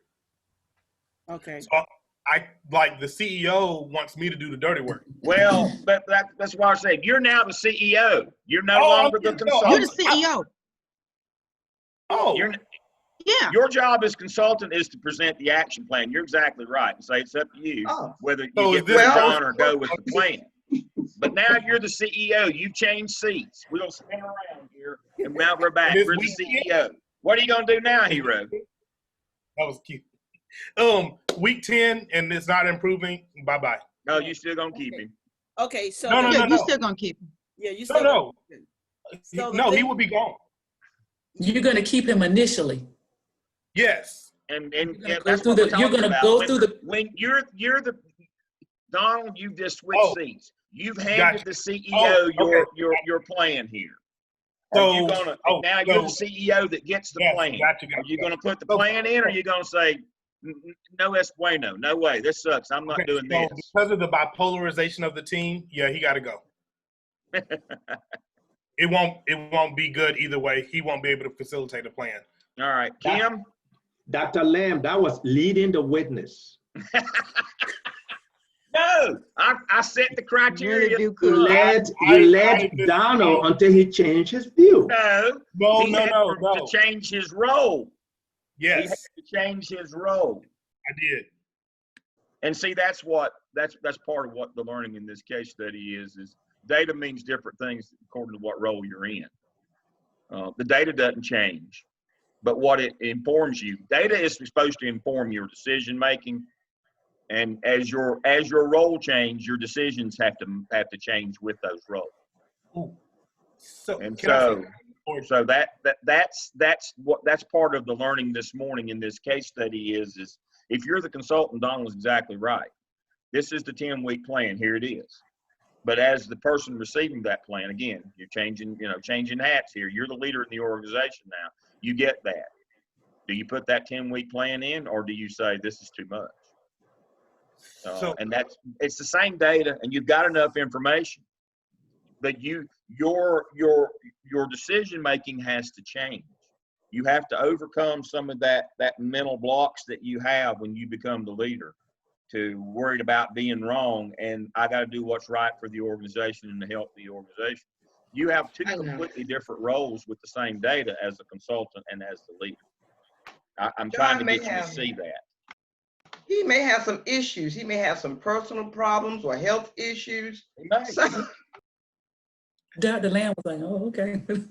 Okay. Kim, what's your vote? Kim. I'm looking at TC. That's it. I think I might be more to keep John and go through the recommendations given by the consultant. And the main thing that drives me as the CEO is the fact that I feel partially responsible for things being the way that they are. You are responsible for the way the Yeah. things. Yeah. What do you mean partially? Yeah, partially. I want to give myself 100, but That's like that's been like being a little bit pregnant. No, it's binary. You are responsible. If you're the CEO, you are responsible. And so because I'm responsible, it's my fault that things have gotten the way that they are. That is correct. I would feel as the CEO, and because I'm responsible for this, that having gotten to this point, that I owe it to myself and to John and the rest of the team to take the recommendation of the consultant. And if that doesn't work, then John would have to go. So I think I would take the recommendation of the consultant. I like that answer. Do you remember yesterday when one of my rants yesterday was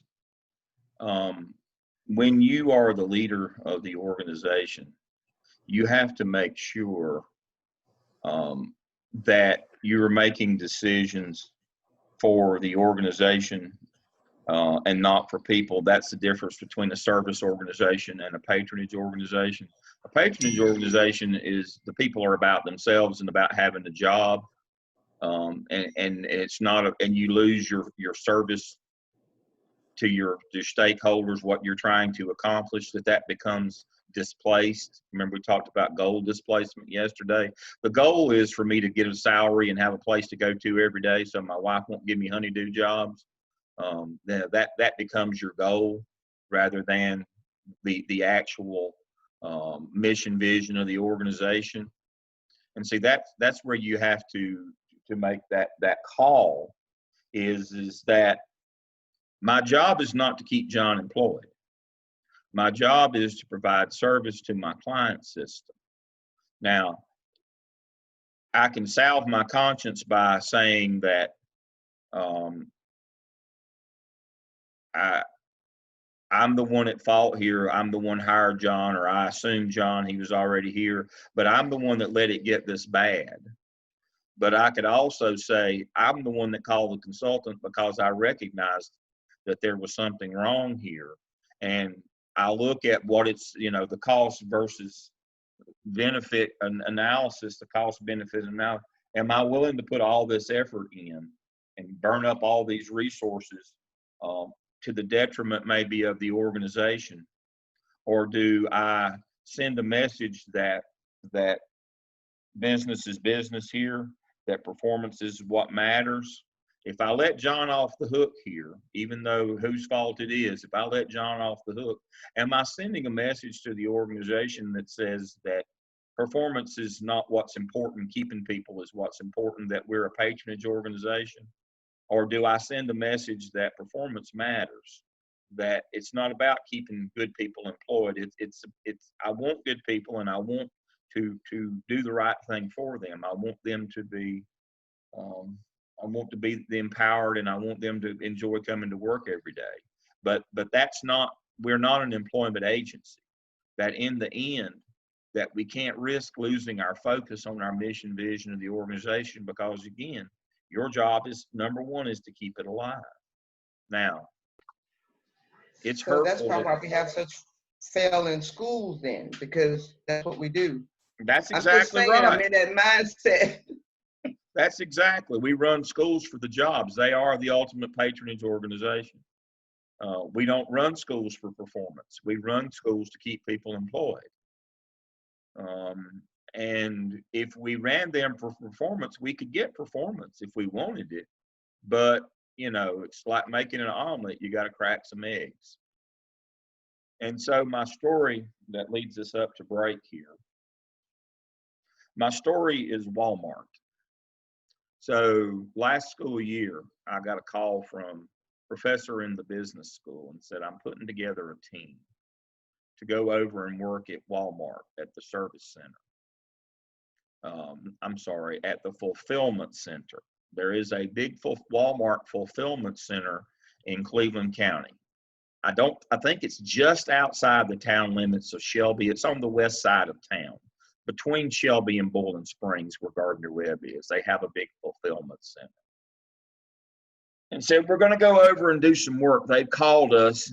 The HR department has called us, and they want us to come over and do a series of professional development with their fulfillment center employees. And it's about diversity.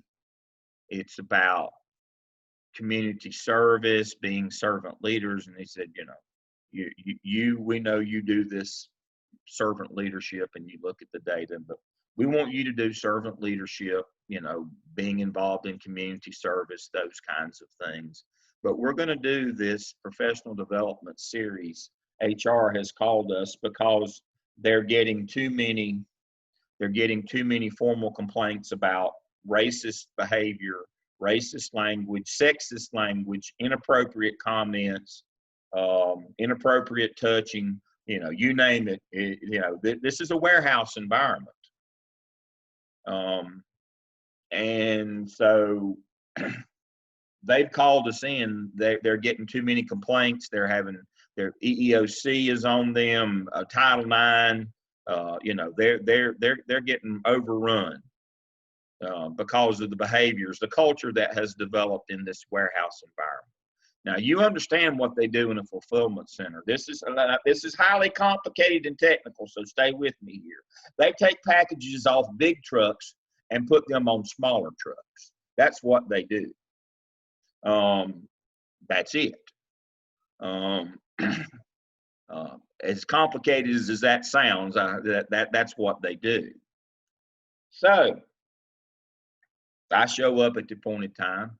Dr. Hamilton, he's there. I forget which part he was doing. Called him as well. Had him come in. He was going to do a part. I was going to do mine, and I forget what he was going to do. I should remember. I think, anyway. So he was there and I was there. They pulled a lady out of psychology, and they pulled all these different people.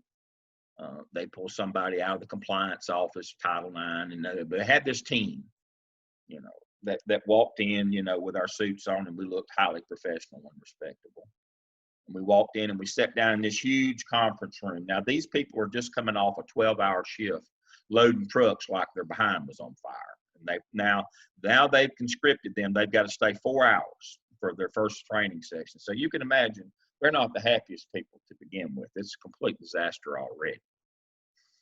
They've been up 12 hours all through. They just pulled the graveyard shift. It's in the morning. And so they bring them in the room. So not a bunch of happy campers to begin with. I'm a quantitative person, but Donald can tell you, I like to sit where I can observe, where I can watch what's going on, the nonverbal clues. So I made sure I positioned myself across from the HR lady that hired us, or hired the PACE group out of the business school at Gardner Webb. And so they're not happy campers. They coming in. And so the fellow that's running this from the business school, the director of the PACE Center or whatever, first person he has get up is a sales guy that gets up and gives the worst motivational sales speech I've ever heard in my life. And it's all about him and everything. It's all focused on him, but it's one of those rah-rah sales and marketing speeches go out and, in the world. And I'm watching the look on this lady's face, and she was beside herself, angry.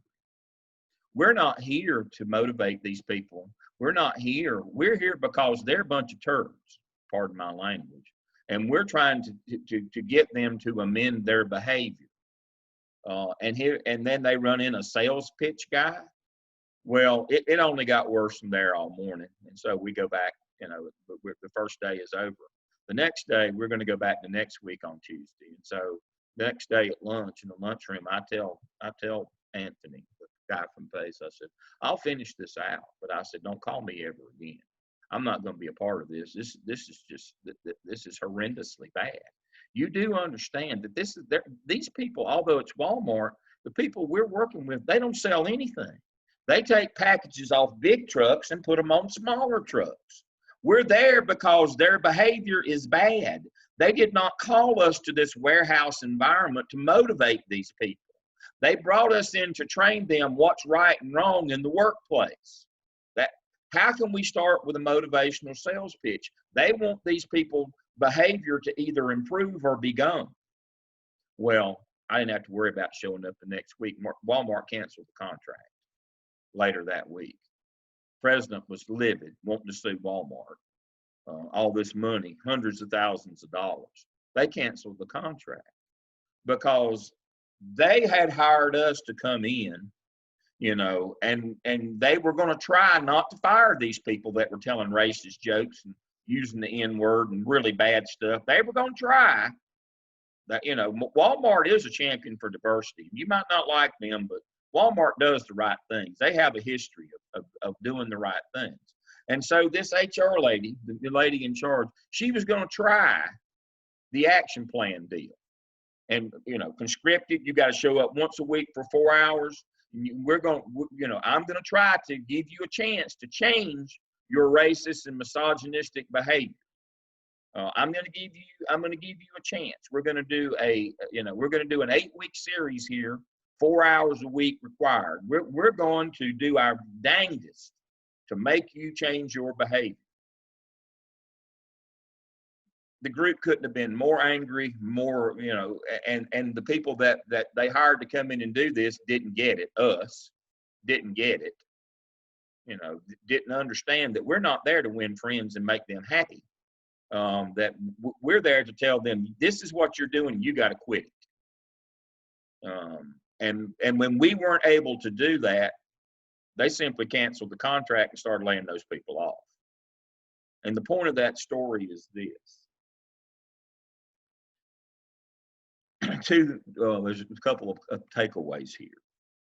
Again, don't be the people delivering unless they're paying you, but you better be willing to deliver what they're asking for. That delivery piece is the hardest piece. But also, I don't think the Walmart people understood how involved and how much it was going to be, but they weren't happy with the direction or the tone. They just couldn't see that we were going to get where they needed to be. They needed a change in behavior, and they just couldn't see that what we were providing was going to do that. And I told Anthony that. I said, I can't believe you brought a sales guy in and did a rah-rah this morning. And then you brought all these people in that was, oh, honey, baby, please. I was just there. I wasn't actually on the agenda for that day. But we all met, you know, as a group to walk in, you know, show how impressive we were. Look at all these old men, you know, how, you know, these are, you know, to impress the group. But it was a, oh, honey, baby, please. And the HR lady realized right away, this is not what I wanted. I wanted somebody to come in and be the bad guy. I didn't want to have to be the bad guy. But they came in, you know, wanting to motivate these people to do better. I wanted somebody to come in and jerk a knot in their tail. But it goes back to what Buku is talking about is, you know, if you're going to meet with these people, it better be an action plan, but, you know, that action plan has to have some teeth in it as well. And the notion here is, even if you do an action plan with people, that doesn't mean that they're going to get to stay. You have to decide, is it worth it? You know, that you have to assume that people aren't going to change. I hate to say that. But is it worth what I'm going to have to put out, and then they don't change? And in the end, there are certain things that even though you might be responsible for, there are certain things that you just have to say, dang it, I can't live with this any longer. This is not acceptable. You know, either, you know, it's really hard to hire people to come in and be the bad guy. You got to be the bad guy. Most everybody, when they come in and do an action plan or try to do an improvement of professional development, they do it from a positive. They do it from a positive. So, Dr. Lamb, and I know we're probably going to, I mean, I have so many Sure. questions. And I guess with you having, I mean, your background as a consultant for years, what should, well, I'm not really sure how I want to answer this question, because I'm thinking of, it escalated so bad to this point. When did they realize that it escalated to this point? Now at this point, should people be terminated? And I guess this is a question now that I want to ask my classmate. If you're in that situation, you're the HR director, and it has escalated to the point that you need to bring in outside people, and evidently it did not work, what do you do at this point? Because this is not the first time they have used, racial slurs, misogynistic terms. When is enough enough? I mean, so, and you're right. I know Walmart is on the forefront with diversity, equity, and inclusion. Me Too movement. Yeah, and I know they're there. yeah, some companies throw those words around loosely, but they really do They live practice it. what they preach. Yes. And so I guess, every Walmart, depending on the geographical location, has their own culture. But if you get to the point that you have to bring in someone, my classmates, would you guys terminate those individuals now? Or I'm just curious, because I'm sitting here processing, Tawanda, what would you actually do at this point? Tawanda, we know what you would do. Well, Kim, I'm not, no, because, and if you've been around me enough to know that as a female, as a Black female, let me just bring it home. I'm very mindful in how individuals speak to me.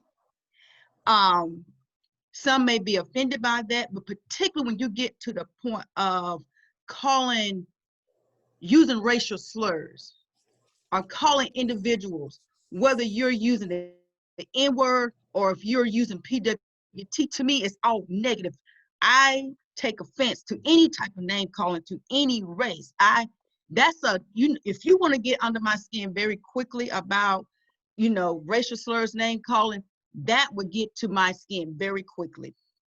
So part of me, yes, in this social unrest that we're living in now in this country, I believe in having those conversations, because some people really, and I'm trying to give them the benefit of doubt, do you really understand? And so I'm not trying to be reacted so quick. I don't know. I mean, I'm just rather know. So I'm just I curious. disagree. Yeah. I'm going to take the stance that I would think you would normally take, that hardcore, I'm not moving, this is what it is type thing, because you can do an action plan and you can call people in, but racist people are racist people. Misogynistic people are misogynistic. You're not going to be able to change. And that's where the true change comes from those type of people. It's a mentality. And so if you're racist and you're on the job and you're behaving as a racist, that's because it's who you are. So I can take you through. And I agree. You're right. All of that. But at some point, it's going to come out again, because it's who you are at the base of your nature. So if your organization is one that does not tolerate that, does not promote that, and I've got employees that won't take heed to the mission and what we're trying to accomplish, I don't see the need to be bothered with them any further than that moment. And I think that termination is the best solution. Let's move on, because I'm not going to be able to change you. If Don was a racist, Don was going to be a racist regardless. Now, he may try to curb it a little bit to save his job, but it's still going to come out. So I'm on the termination part. You can't hire a skunk and then blame him when he stinks. So what, Dr. Lamb? I'm sorry. You can't hire a skunk and then blame the skunk when he stinks. This is true. I like that now. I like that. So one of the direct sales companies that I was a part of briefly, a team in North Carolina, based out of Hickory, North Carolina, there was an example of a gentleman who had tattoos left and right and had a big Confederate flag right here on his neck. And the statement was made from the leader I realize that he has his own personal beliefs, but he's making us money. And I said at that point, well, this was my exit because Yes. because of I know where you're located, but secondly, that doesn't resonate with me and what it represents, in my view of what it represents. And for you to make that statement, other than saying to the guy, hey, when you're representing our team, I need for you to cover up your neck because I can't, like, you want an opportunity, but you also have some beliefs that there are other team members who Absolutely. don't share those beliefs. Now, what I will say as well, as the conversation talked about location. So when I visited South Dakota and I drove from Michigan to South Dakota, it went from black to white. And it was like, ooh, there's a new black person in town. Yeah. And so for those people that lived in South Dakota, they don't know what they don't know because most of those people have lived there. And then when you travel, as I think we all have out of the country, or even in a different country within our country, depending on people's exposure and beliefs, that may just have been their way of living and learning.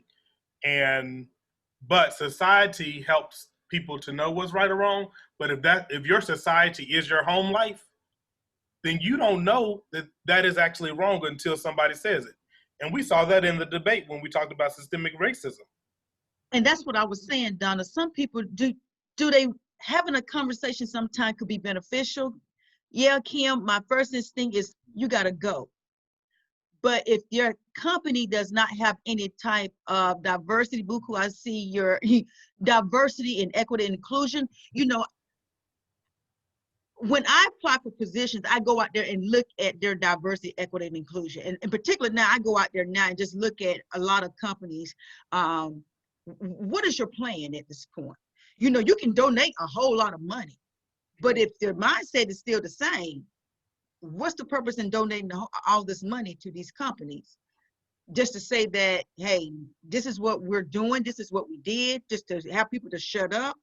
I don't know. So, but Kim, I really am a little on the fence with that one. Believe it or not, I really am on the fence with that one, to your surprise.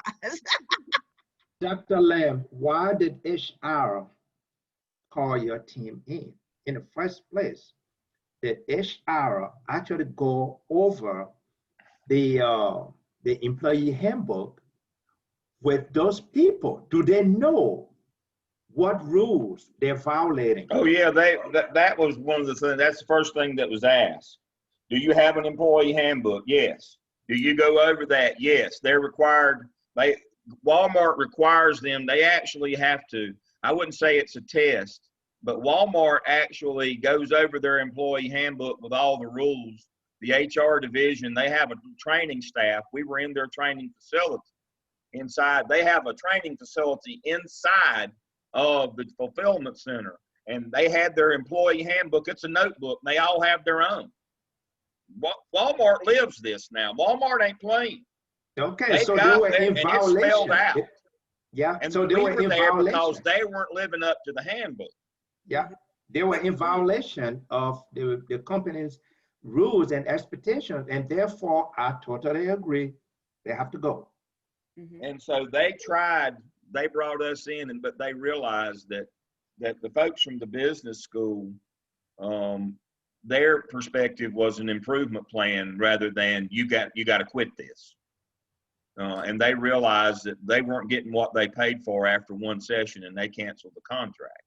They did not go with somebody else. We actually privately, Dr. Hamilton and I referred them to another consulting group, somebody that could actually do what they wanted. But they decided, no, we're going to have to bite the bullet here and do the right thing.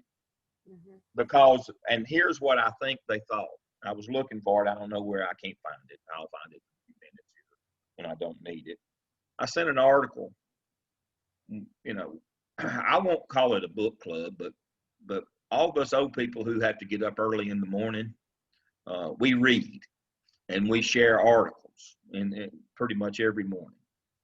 of things, books, articles, things that interest us in our professional lives and our Christian lives and our personal lives. It's not, you know, we're not reading whodunit or mysteries or spy novels or you know, bodice ripping romance novels. We're reading things that are supposed to help us, you know, grow and develop as people in the world. And one of the articles that I read recently that caught me and just, you know, made me have to back up a second was an article, and the thesis of the article is that if I have to explain to you why you should care about others, I can't help you. If we don't have a common sense of humanity, from an organizational sense, I can't help you. If you have to be told that people have basic human rights, if you have to be told that people shouldn't be allowed to die because of insurance and health care, if you have to be told not to be a bigot because it's wrong, if you have to be told not to engage in racist behavior in the workplace, if you have to be told to keep your hands to yourself in the workplace, if you have to be told not to tell inappropriate jokes or tales in the workplace, we don't have a common knowledge base, I can't help you. I'm just done with people like that. That was the thesis of the argument is we don't have I can't explain to you conscience. I can't explain to you humanity. I can't explain to you why you should care about your fellow man. If you don't already have that built in. And for those of you who have worked with young children in the primary grades, kindergarten specifically, you know that when you get them, they don't have yet a developed sense of conscience. If they want something, they'll just stop the kid next to them and take it. You have to work to build for 5 years old. I'm going to find that article to one day. I was looking for it. I sent it out. Working with 5-year-olds, you really, the first semester till Christmas, what you mostly do in kindergarten is try to develop within them a sense of conscience, of right and wrong. Don't just take somebody else's stuff. Don't hit people. Don't bite. You can't see it. I've got a scar on my left hand right here where I got bit by a kindergartner. If you've ever been bitten by a kindergartner, it's much worse than a dog bite in terms of the infection that you get. You're going to get an infection. You get bit by a kindergartner. And so, all those things you have to develop. And pretty much the entire curricula of the kindergarten year is based around recognizing colors and beginning with word recognition. But it's more about developing a sense of conscience in kids so that they don't become sociopaths. Mm-hmm. Now, for some reason, if some people didn't get that, or they ignored it later on in life. Go ahead, Jackie. So you have to look at the leadership, because then they would have to do a self-assessment on themselves. Mm-hmm. Because they have allowed all of this. Because if I'm the leader that I'm supposed to lead, then I'll have to do a self-assessment. How could I have allowed this to continue to go on? So now it is a reflection on me. And that's exactly what the HR people did. That's why I said they passed on hiring another consultant. They said, we've let this get out of control. We hired Gardner Webb. We thought they would come in and read them the Riot Act and go with the law and all that. They came in and did, oh, honey, baby, please, and they did a motivational sales pitch. They did a self-assessment and said, we are the problem. We've let this get out of control. We're going to have to take our facility back. This has got to stop today. We can no longer, we own this problem now. We tried to go out here and get this group to come in to fix this problem. No, we own this problem. And to Jackie's point, absolutely. They did a self-assessment and said, we trained them, we gave them this employee handbook, we went through it step by step, line by line. I know they did. You see the emails come out from from the registrar's office, Luann Skates. You see her all the time, longtime Gardner Webb registrar. Her son, Andy, about 6 months or 4 months prior to this, got hired at that fulfillment center. And she told me, you know, all the way through all the things that Andy was having to stay for 2 hours a day for training and all this stuff. And Andy was actually a part of this group that was there that morning when we started with it. But I know that it's not just, you know, it's not just fluff. I know what they put their employees through when they hire them in terms of the standards and the criteria that they have to meet. And they weren't doing that. And they tried, but at Jackie's point, they self-assessed and said, we have to act now. We thought an action plan would work, but obviously we either didn't communicate our needs to Gardner Webb, or you can't just hire somebody to come in and kick them in the seat of the pants. For whatever reason, we're just going to have to take action. And that's what they did. They canceled the contract and started canceling people. They said, we can't do this. When complaints come in now that you're inappropriate in the workplace, you know, we've given you the opportunity. We're just going to have to reclaim the culture of our organization. We're just going to have to do that. And that's what they did. I applaud them for that. We gave them the option of a professional group that could have come in and did exactly what they, you know, what needed to be done, but they said no. This has brought a moment of clarity to us that that we have to own this problem.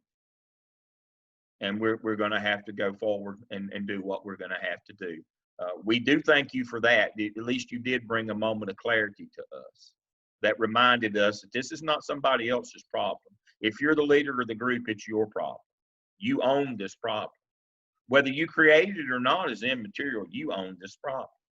Again, what's the number one function of the leader of the organization? Keep the organization alive. You own the problems. That's what that means. When people say, well, what does it mean to keep the organization? You own the problems. You can't pass it off on a consultant or somebody else. You have to own it. And so the point of this case study is, number one, data was manipulated. You should be knowledgeable enough about qualitative and quantitative to pick up immediately. They don't match. Why don't they match? There's got to be something going on here. They don't match. When we did the convergent, when we brought the two together, they didn't match. Why? That's your question. You don't go forward until you figure out why. Now, you know, there's a problem. It's John. You do an action plan. You hand it to the person who hired you, the CEO, and say, here's what it's going to take. You decide whether you're going to keep John or not. You paid me to define the problem, which was John, and you paid me to develop an action plan. Here it is. Now, you're the leader receiving that. You've got a choice to make. We're either going to go through all the trouble of this action plan, or we're going to get rid of the problem, which is John. You own this problem. Whether you hired John or not, whether you promoted John or not, you own John. You own this problem. And so you have to be able to have two competing things. And they're not really competing all the time, but you have to understand your role as a consultant and your role as a leader. And you can't delude yourself. You can't, you know, you've got to be good on your data. You've got that's your first problem. You can't assume past your problem. Make sure your data is clean and good. And then understand your role as a consultant, understand your role as a leader. That's what this case study in the end was all about. Questions about this case study, anything that we've covered so far? All right, so we're going to take a break now. It's 11:45, it's break time. All right, so here's what I propose. This is an either or. We can take the extended lunch break and go well into the afternoon, or we can take 15 minutes and be done at 1 o'clock. I try to get done early on Sundays always. Usually we try to knock off around 1 on Sunday. I know you have families, you got to get ready for work tomorrow and all those kinds of things. I don't like to keep you over into the evening on Sundays. So you want to take 15 minutes, come back at 12 and go to 1? I'll see you at 12 o'clock.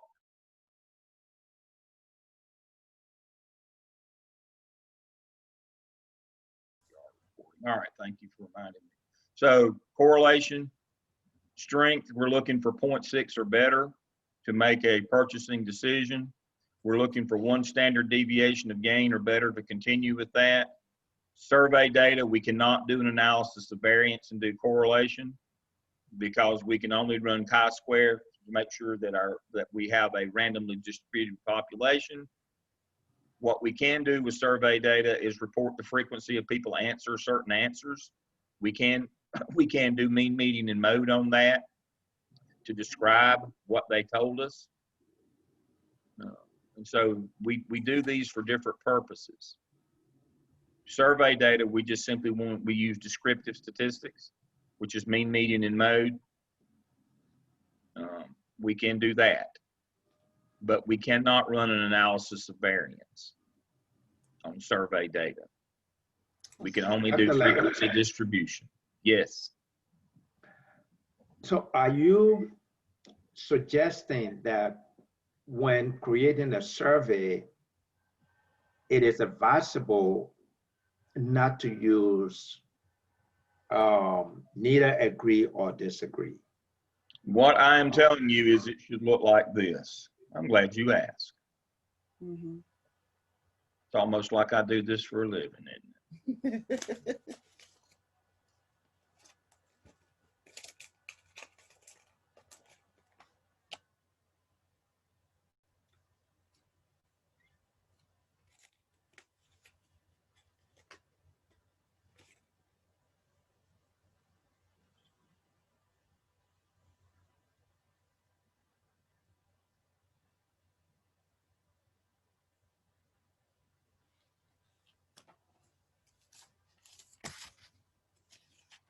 This was a survey that I did for one of your colleagues, and this is how it should look. As it has, this is for reliability. It has all the statements. This is for all of your IRB stuff. No harm, no deception, time, voluntary, how we'll protect your confidentiality, the risks, the benefits. There'll be no payment. You can choose to opt out. All of your IRB stuff has to be at the beginning. And then this is how it should be set up on your survey. You see that, Buku? Strongly agree, agree, disagree, strongly disagree. Do you see a middle column? Absolutely not. Shouldn't have one. We're actually interested in knowing these things over here on the left. Now, in the era of COVID, instead of doing face-to-face interviews, you can do open-ended qualitative work in the same survey so that you don't have to put people at risk to put them in groups for focus groups or put yourself or them at risk by doing one-on-one interviews. You can do open-ended like this. You can do it all in one survey. That is allowable. This is how we're operating now. Now, if you want to do a denizen culture survey, you say, well, gosh, that's so, if you've seen that, how involved that is, you just tell me, Dale, I'd like to do that. Yeah, do that one. I did this one last month. And I'll take those 48 questions and I'll put them in a simple survey with the 4 quadrants from strongly agree to strongly disagree. And we'll do all 48 of those questions just that easily. Mm-hmm. To do the denizen, and we can do the analytics just like denizen does, different quadrants, you know, the 25, 50, 75, and 100, those categories, we can do that as well. All you have to do, I have a Qualtrics account. All you have to do is tell me, I want to do a survey, and I'll sit down and work with you. It won't take but a few minutes, and you tell me what you want, what you're trying to do. We'll put the, you know, all the disclaimers on it, all the stuff, the IRB stuff that you know now that needs to be in it, and we'll do it on a 4-point scale like this, or we can do open-ended boxes as well so that you don't have to actually put yourself at risk. or you can do your qualitative work via Zoom if you want to. But the beauty of doing it inside Qualtrics like this is it will analyze and look for certain word patterns and themes. You know, when you're doing quantitative survey work like with Denison, you predefined your 4 categories, the 4 themes. The beauty of qualitative work is you let the data define its own themes. You ask open-ended questions. You don't go in with preconceived themes like this. See, there's 4 themes in Denison. You know that. He's already got them. He's got 12 questions each. Mm-hmm. That's quantitative work. Now, going back to this survey,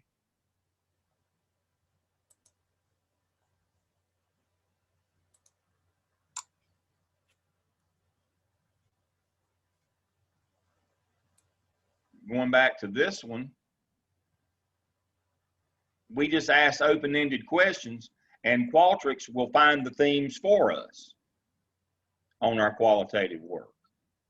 It does word search, word patterns, predictive. It does anticipatory set, does all that stuff, and it finds our themes for us. See, when you are doing qualitative work, when you're doing open-ended, you're doing focus group, you're looking for themes. What was the theme this morning from the qualitative work? There was 2 themes that emerged from the qualitative work this morning in our case study. What were those 2 themes?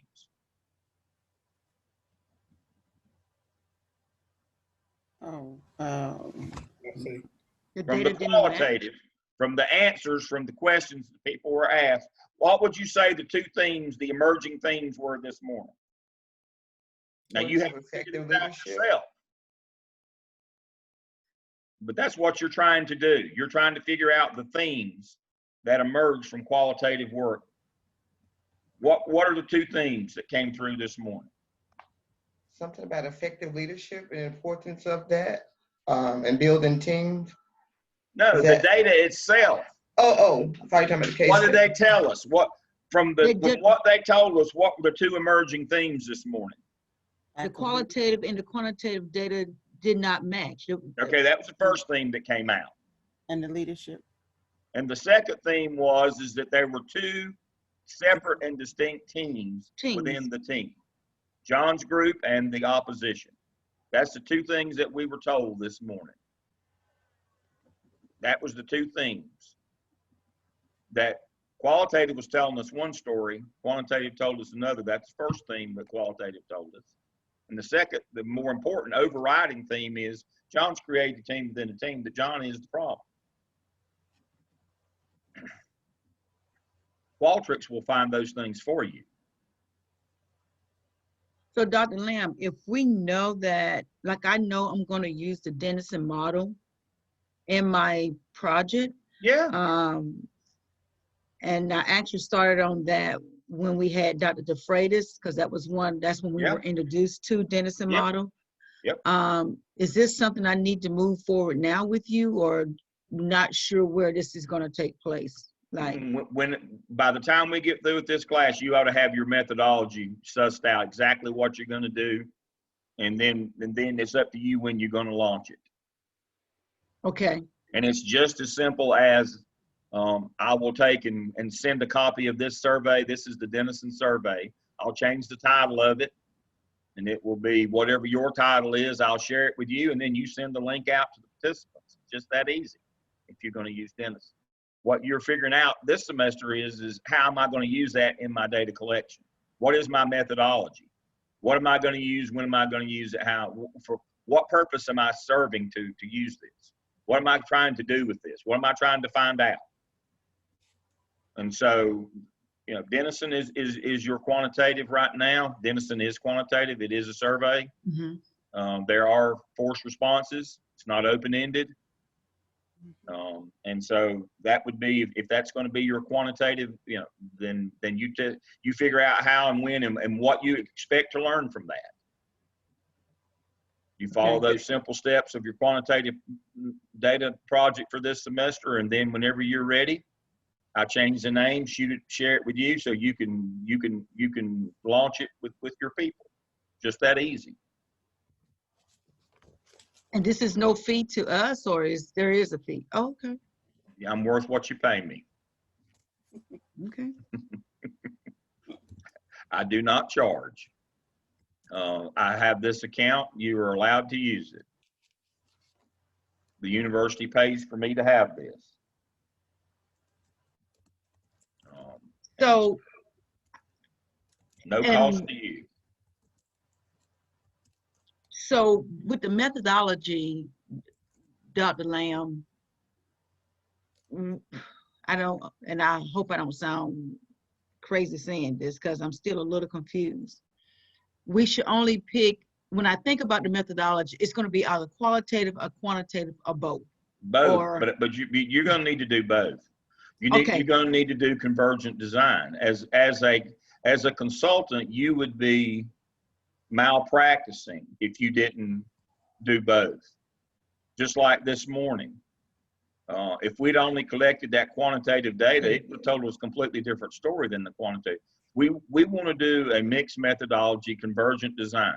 So we're sure when we walk in, people are paying us that the information we give them is accurate as possible. okay. When we're doing action research, we almost always, there's some exceptions, but as I told you yesterday, we're not doing theoretical or empirical. Now in that, you usually do one or the other when it's experimental or theoretical.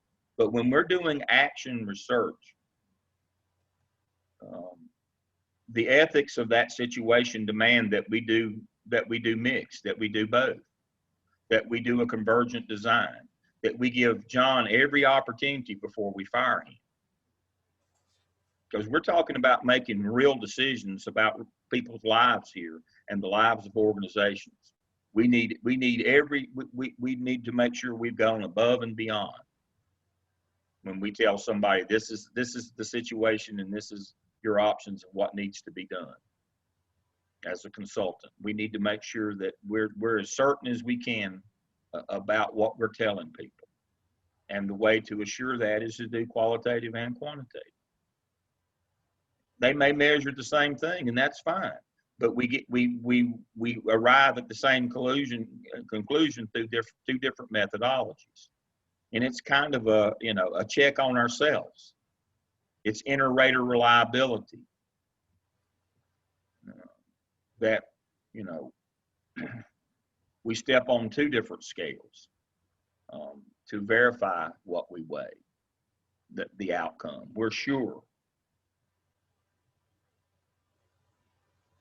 We're sure of what we're telling people, as sure as we can be.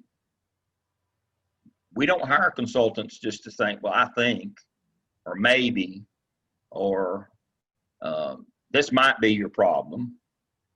How many, just like Walmart, when they didn't get what they wanted from the consultant, what did they do after the first session? They canceled the contract. We're not getting what we thought we were paying for.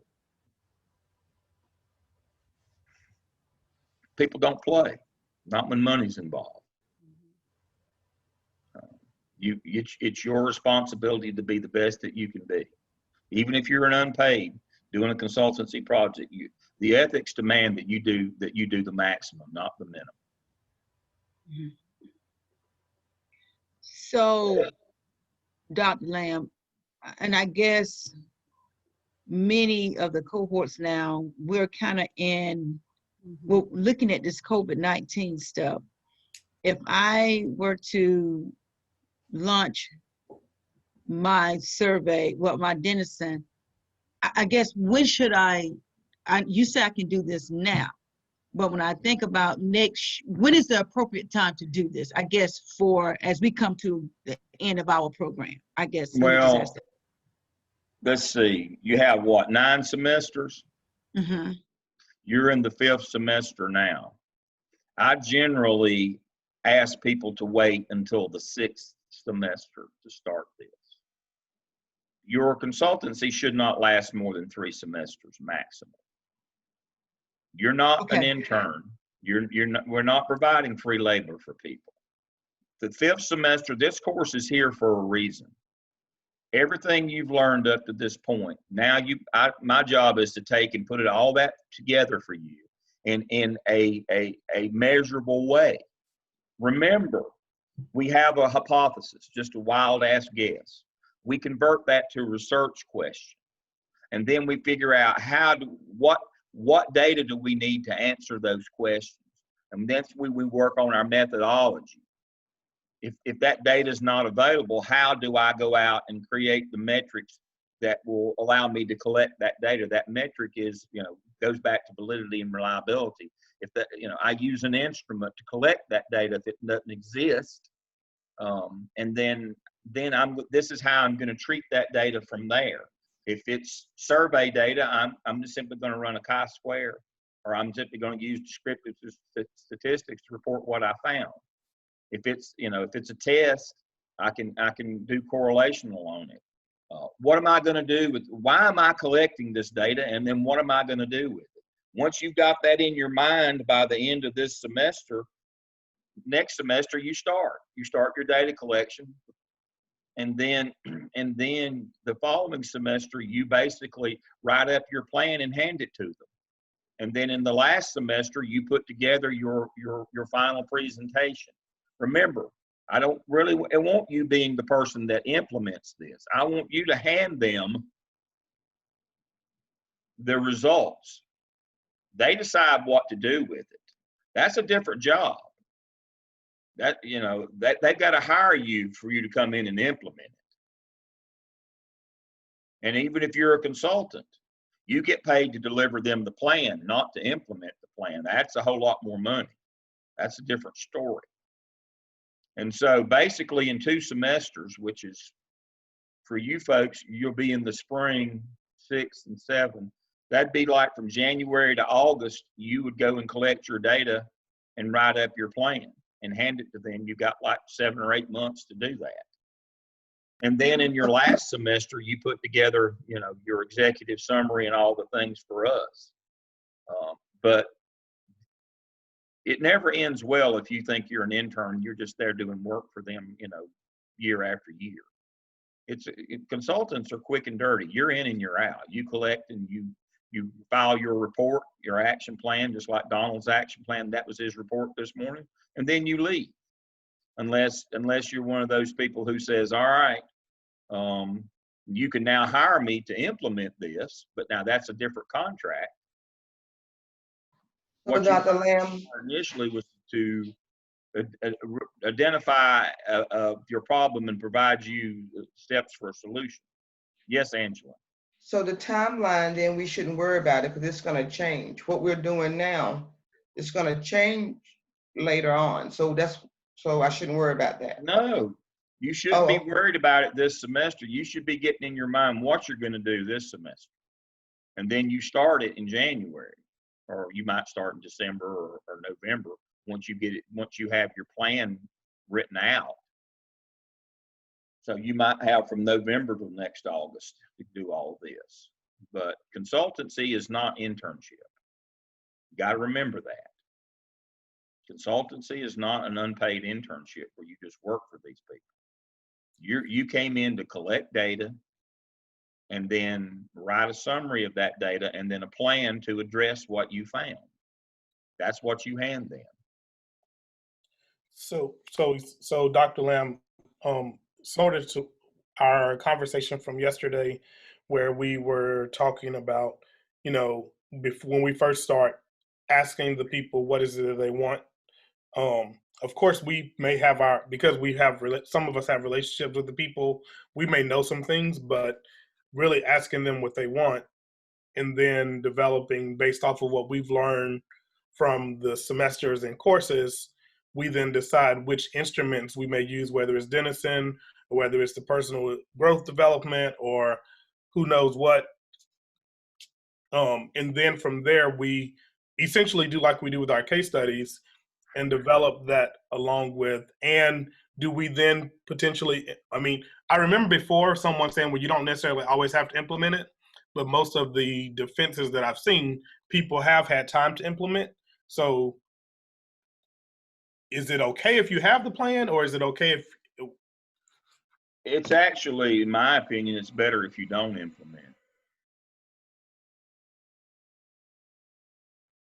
Because you don't want to be tied to whether it worked or not. That's not And your I've, deal.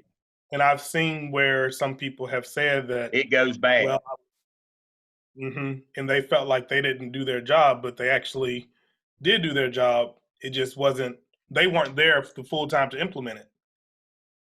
So, yeah, and they were rushing it. At least one of That's them. correct. That is correct. I would prefer that you not get into the implementation, because that goes sideways. Money runs out, people change, you lose your support. Oh my Lord. That's a whole different, that's not being a consultant. That's not what you hire consultants for. And you don't need to be tied to their results, because most of that is out of your locus of control. You know, and then it falls through. People don't like it. People don't want it. There's too much blowback. The organization loses their nerve, or whatever. Or the plan gets cut down because of cost or other overriding factors. And you don't want to be the lady who came to her final defense, who ended up working with a girlfriend of hers who opened up a dog grooming business. I can't make this up.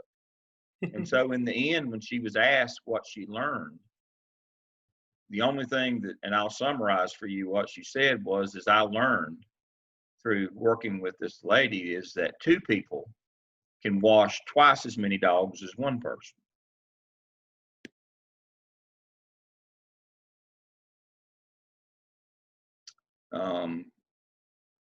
Sad but true. She was right, and I was glad she put some, she put some descriptive statistics in her answer. So she learned something from me. 2 people can wash twice as many dogs as 1. That is a descriptive statistic, but basically the project that she wrote and what the lady could afford was 2 different things. And she was embarrassed that she had to tell that, but that's what happens. That was out of her control.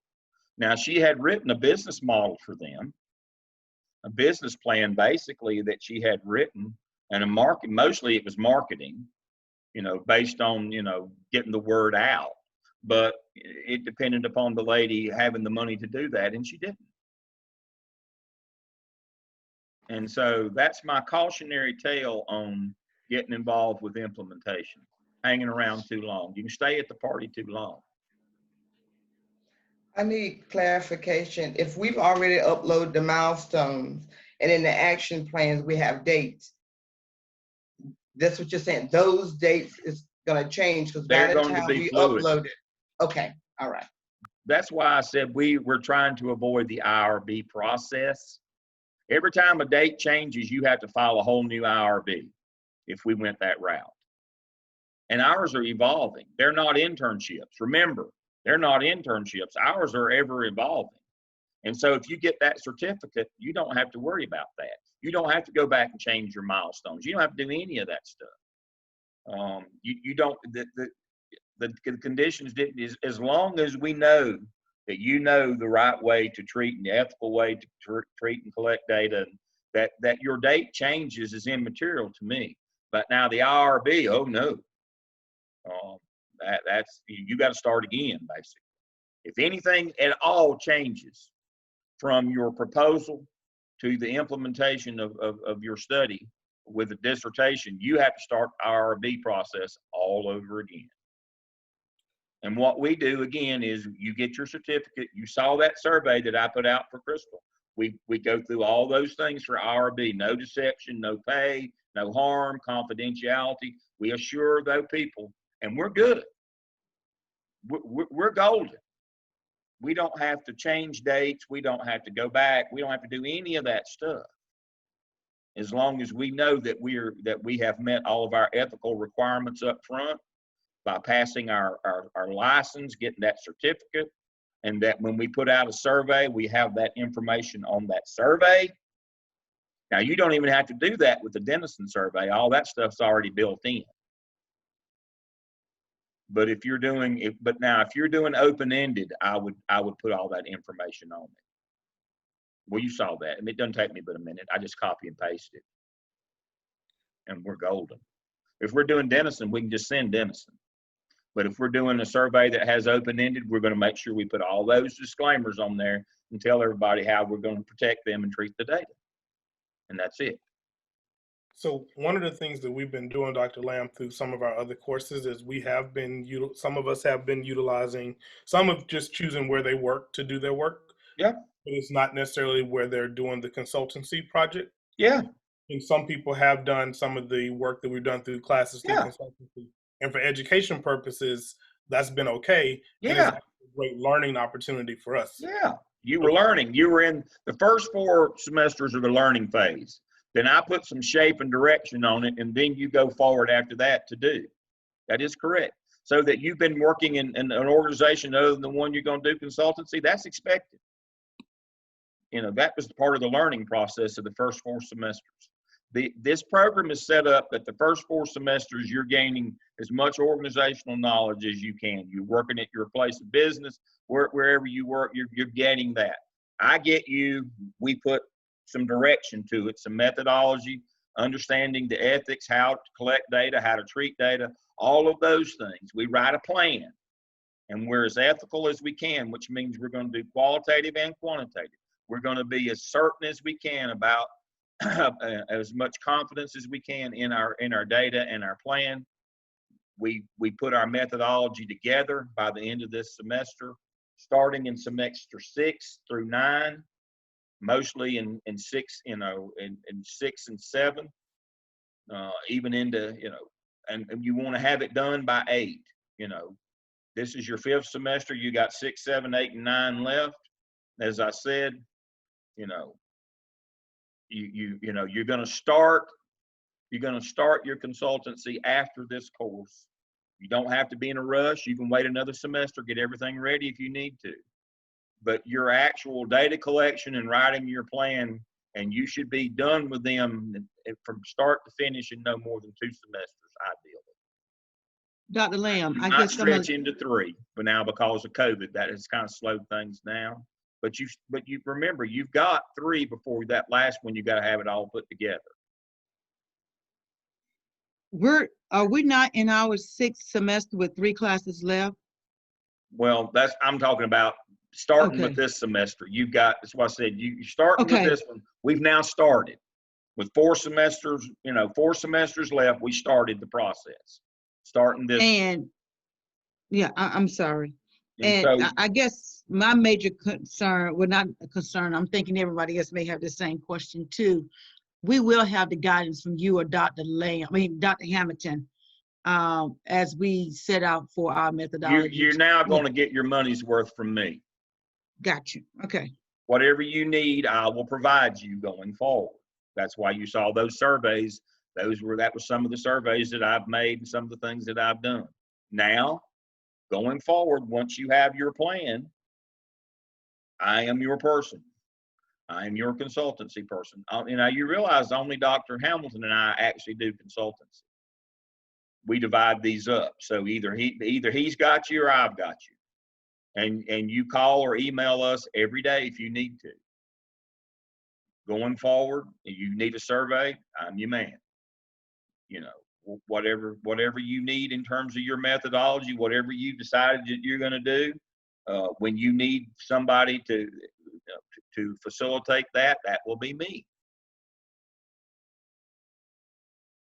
Going okay, forward, it's me again. I'm your person. Dr. Lamb, I do believe that you are our consultant for everyone in this group. Okay. Yeah. Okay. I just want to make sure. Yes.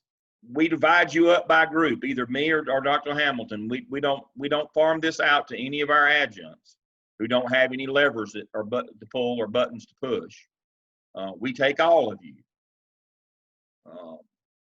That's a big commitment, but we do it because, if you're going to get where you need to go, you need somebody who this is their job every day. I don't have another job. This is what I do every day. This is what Dr. Hamilton does every day. We do surveys. We help you with collection. We help you with analytics.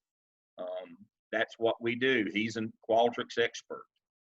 Now, if we have some questions about quantitative, if it's his group, he'll come to me. If I have questions about qualitative, I'll go to him.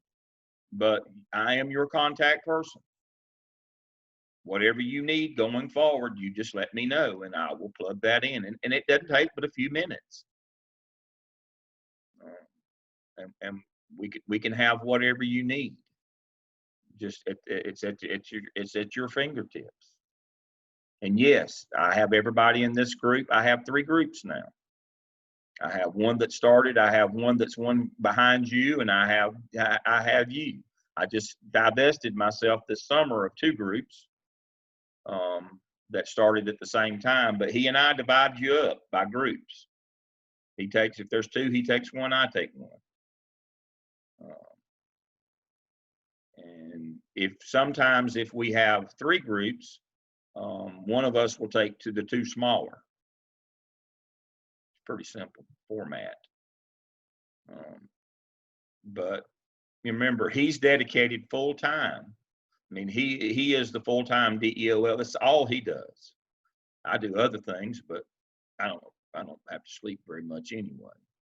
I prefer to work. And so this is what we do. So whether we're good or bad at it, it's immaterial. We're what you got. But we're willing. So don't hesitate to call on us. You're not out there by yourself. You are tethered by us. You know, we laugh if people don't understand. You really get your money's worth in the last 4 semesters from us on the consultancy piece. But it's designed that way. The first 4, you're just learning content. I'm putting some shape to it, and then going forward, you're going to be working with us on a fairly regular basis. The cohorts of his cohorts will be working with him, mine work with me. The cohort that's right behind you, that Hickory Nut Gap Denison survey, that's where she is right now. That's Stacia. She's in the group right behind y'all. She's already done her IRB. Because of COVID, she's trying to get a little jump. But some of those other surveys that you saw, they're from groups that came before you. I just, my group on campus that had 5 in it, started with 6. They just finished.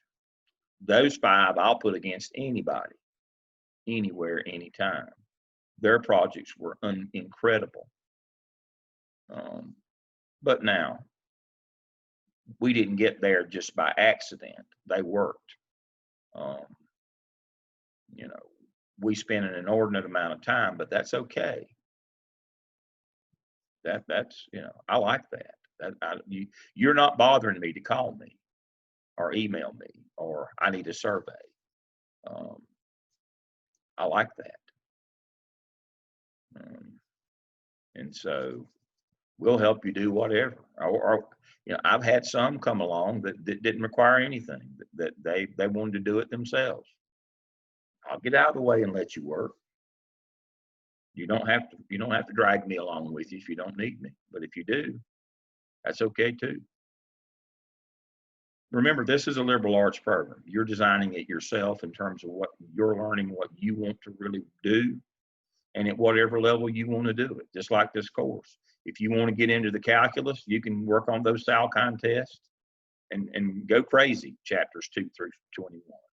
If you don't, I'm going to get you to a basic level of understanding and knowledge, and then I'll fill in the gaps when we start your methodology. This is what I do. So I'm going to post all the cheat sheets for all the chapters. I've covered in the basis of everything in these chapters. I will post the cheat sheets. I'm going to put a section that's going to say Salkind notes over in the left hand, and there'll be notes of what's important from every chapter. And if you go through those, you'll say, well, he hit that. And that's his idea. So last thing today, exit screen, share screen.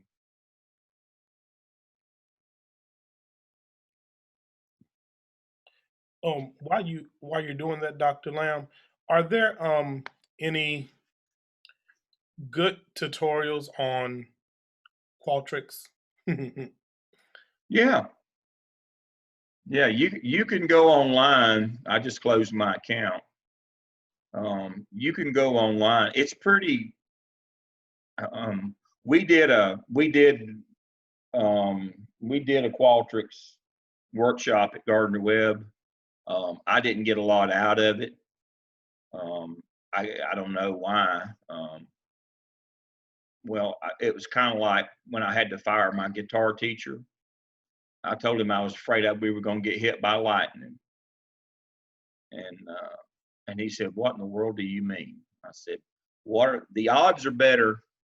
We got better odds of getting hit by lightning than that the worst guitar student in the world and the worst guitar teacher in the world would find themselves and be in the same place at the same time. And so what my point is the Qualtrics workshop that I went to at Gardner Webb was taught by the worst teacher second worst teacher I've ever seen. It's not that hard. The workshop that we had there on campus, it was voluntary that we went, was conducted by a person who couldn't teach a lick, and it made it much harder. What I found is when I went in and read the manuals and just worked in it on my own, that I taught myself pretty quickly how to use it. I didn't find it to be very hard. Trying to understand his presentation was much harder than trying to understand Qualtrics. And so the negative value of a bad teacher is, we know what that is. So that's another story for another day. Go right ahead, Don. I was just talking, like especially understanding and knowing the analytics side, because that coding aspect, did not realize Qualtrics could do that. Oh yeah, and it can code and do your things on the analytics. And we can also we've got a new person that works with Qualtrics who is actually pretty good, and he can explain it, and he can run your analytics for you out of Qualtrics. And he's hooked into us as well. I don't know if you know Mitch Porter. We've hired Mitch now. He's a young fellow, and he's a Qualtrics whiz.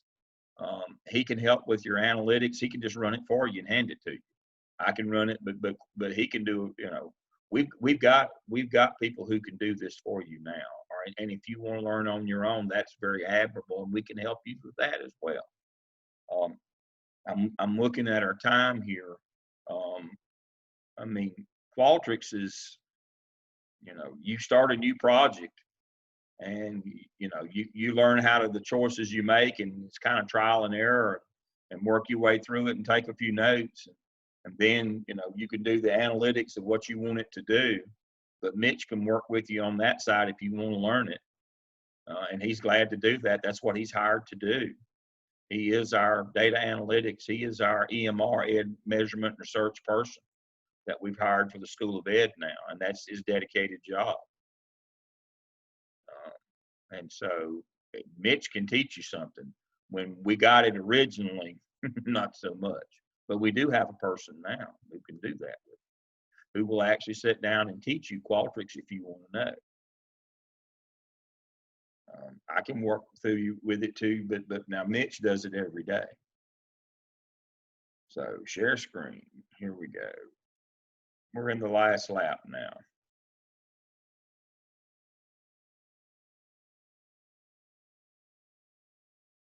All right, so Donald and I will do one. Donald, you just let me know when you're available, and I'll send you the link and we'll do that. All right, so this is the test that you need to take. Under Salkind test, introduction test, chapter 1. It's only 25 questions. And it's fairly simple. When humans first realized that counting was a good idea, this became a useful skill to people to have for collecting information. After the first set of data having to do with population was collected in the 17th century, scientists needed to develop specific tools to answer specific questions. Statisticians in many different professional areas find themselves using what technique to answer different questions?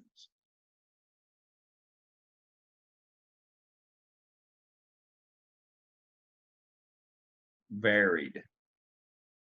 Statistics describes a set of tools and techniques. It's what we talked about: tools, instruments, creating those. They're used for describing, organizing, interpreting data. What kind of statistics involve collecting, analyzing, organizing, and summarizing data? That would be descriptive. Inferential statistics involved interpreting the data, what it means. The type of descriptive statistics that tells you the most popular or frequent choice from a number of choices is what? What's the most popular? Mean, median, or mode? Sorry. Mode. Median. Mode is the most repeated answer, the most frequent choice. Which one is the average? The mean. What kind of statistics are often but not always the next step after you have some basic understanding of data? Once you can describe the data, then you try to infer from it. Inferential. What is to a smaller group of data as population is to a larger group of data? Sample. Sample. Descriptive and inferential statistics work hand in hand. And which one you use and when depends on the question you want to answer. We all start with that wild ass guess, that hypothesis, and then we figure out what our research questions are, and then that tells us what our methodology. How are we going to best answer those questions? What data do we need? What instruments do we need? What ways do we collect that data? That's the scientific method. That's the way it works always. We go back to the questions we won't answer after we come up with that wild guess. What term is defined as a set of tools and techniques used for describing, organizing, and interpreting data? That would be statistics. If a professor tells you if you don't start with reliable data, you end up with unreliable results, what does he or she mean? Garbage in, garbage out. All right. What will you need to complete most statistical analysis? Simply a personal computer. Inferential statistics is often used for which of the following? Interpreting data. What can we infer? What can we interpret? What type of statistics is used to organize and describe the characteristics of a collection of data? Organize and describe. That would be descriptive. Measures a central tendency, mean, median, mode, standard deviation, range. Those are the things that we're talking about. Levels of measurement, interval, ordinal, ratio, and nominal. What is the collection of information called? It's called a data set. When are descriptive measures most often used?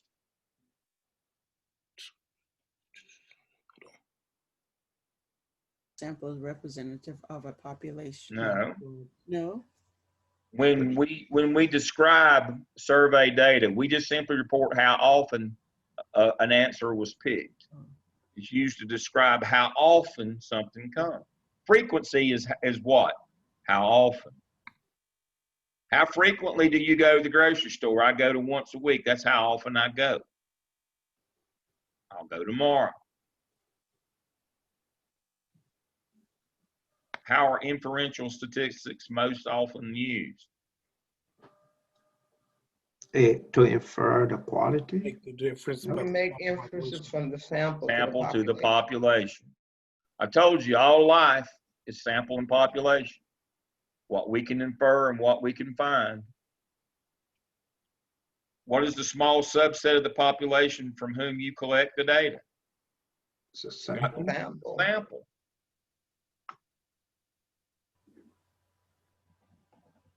What is the larger group from what the sample is drawn? Population. Population. Population. What type of statistics employs the use of sample data that is used to infer information about the population? Inferential statistics. That would be inferential. When should inferential statistics typically be used? For descriptive, after descriptive. After At the same time. At the same time. After. after we get our descriptive, once we get our numbers, then we can start running analytics on them. Remember, the data you collect determines what analytics you can use, but you got to collect your data first. But you know what, need to know up front, I'm going to be able to do this with that. So we get our descriptive statistics first. We collect our data, mean, median, and mode, and then we can run additional analysis on it after we get it. The average age of everyone in this class is an example of what kind of statistics? Descriptive. Descriptive. A common goal in statistics is to generalize results from where to where. Sample to population. That is correct. We may have missed one. Let's see what we did here.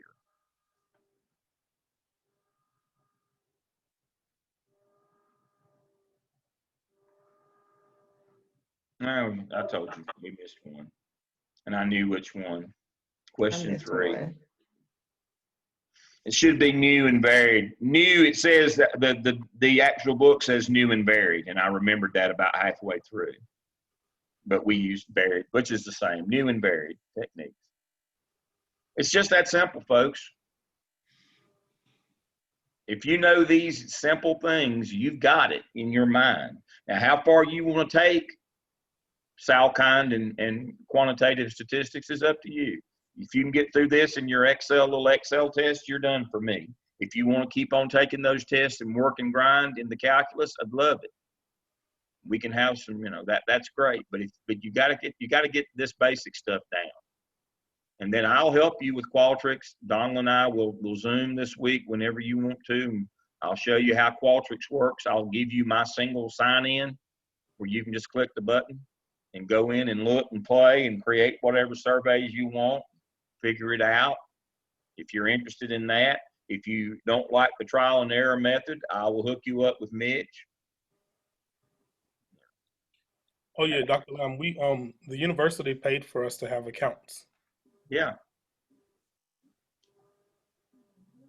Yeah. And so if you've got your own account, I can help you with that.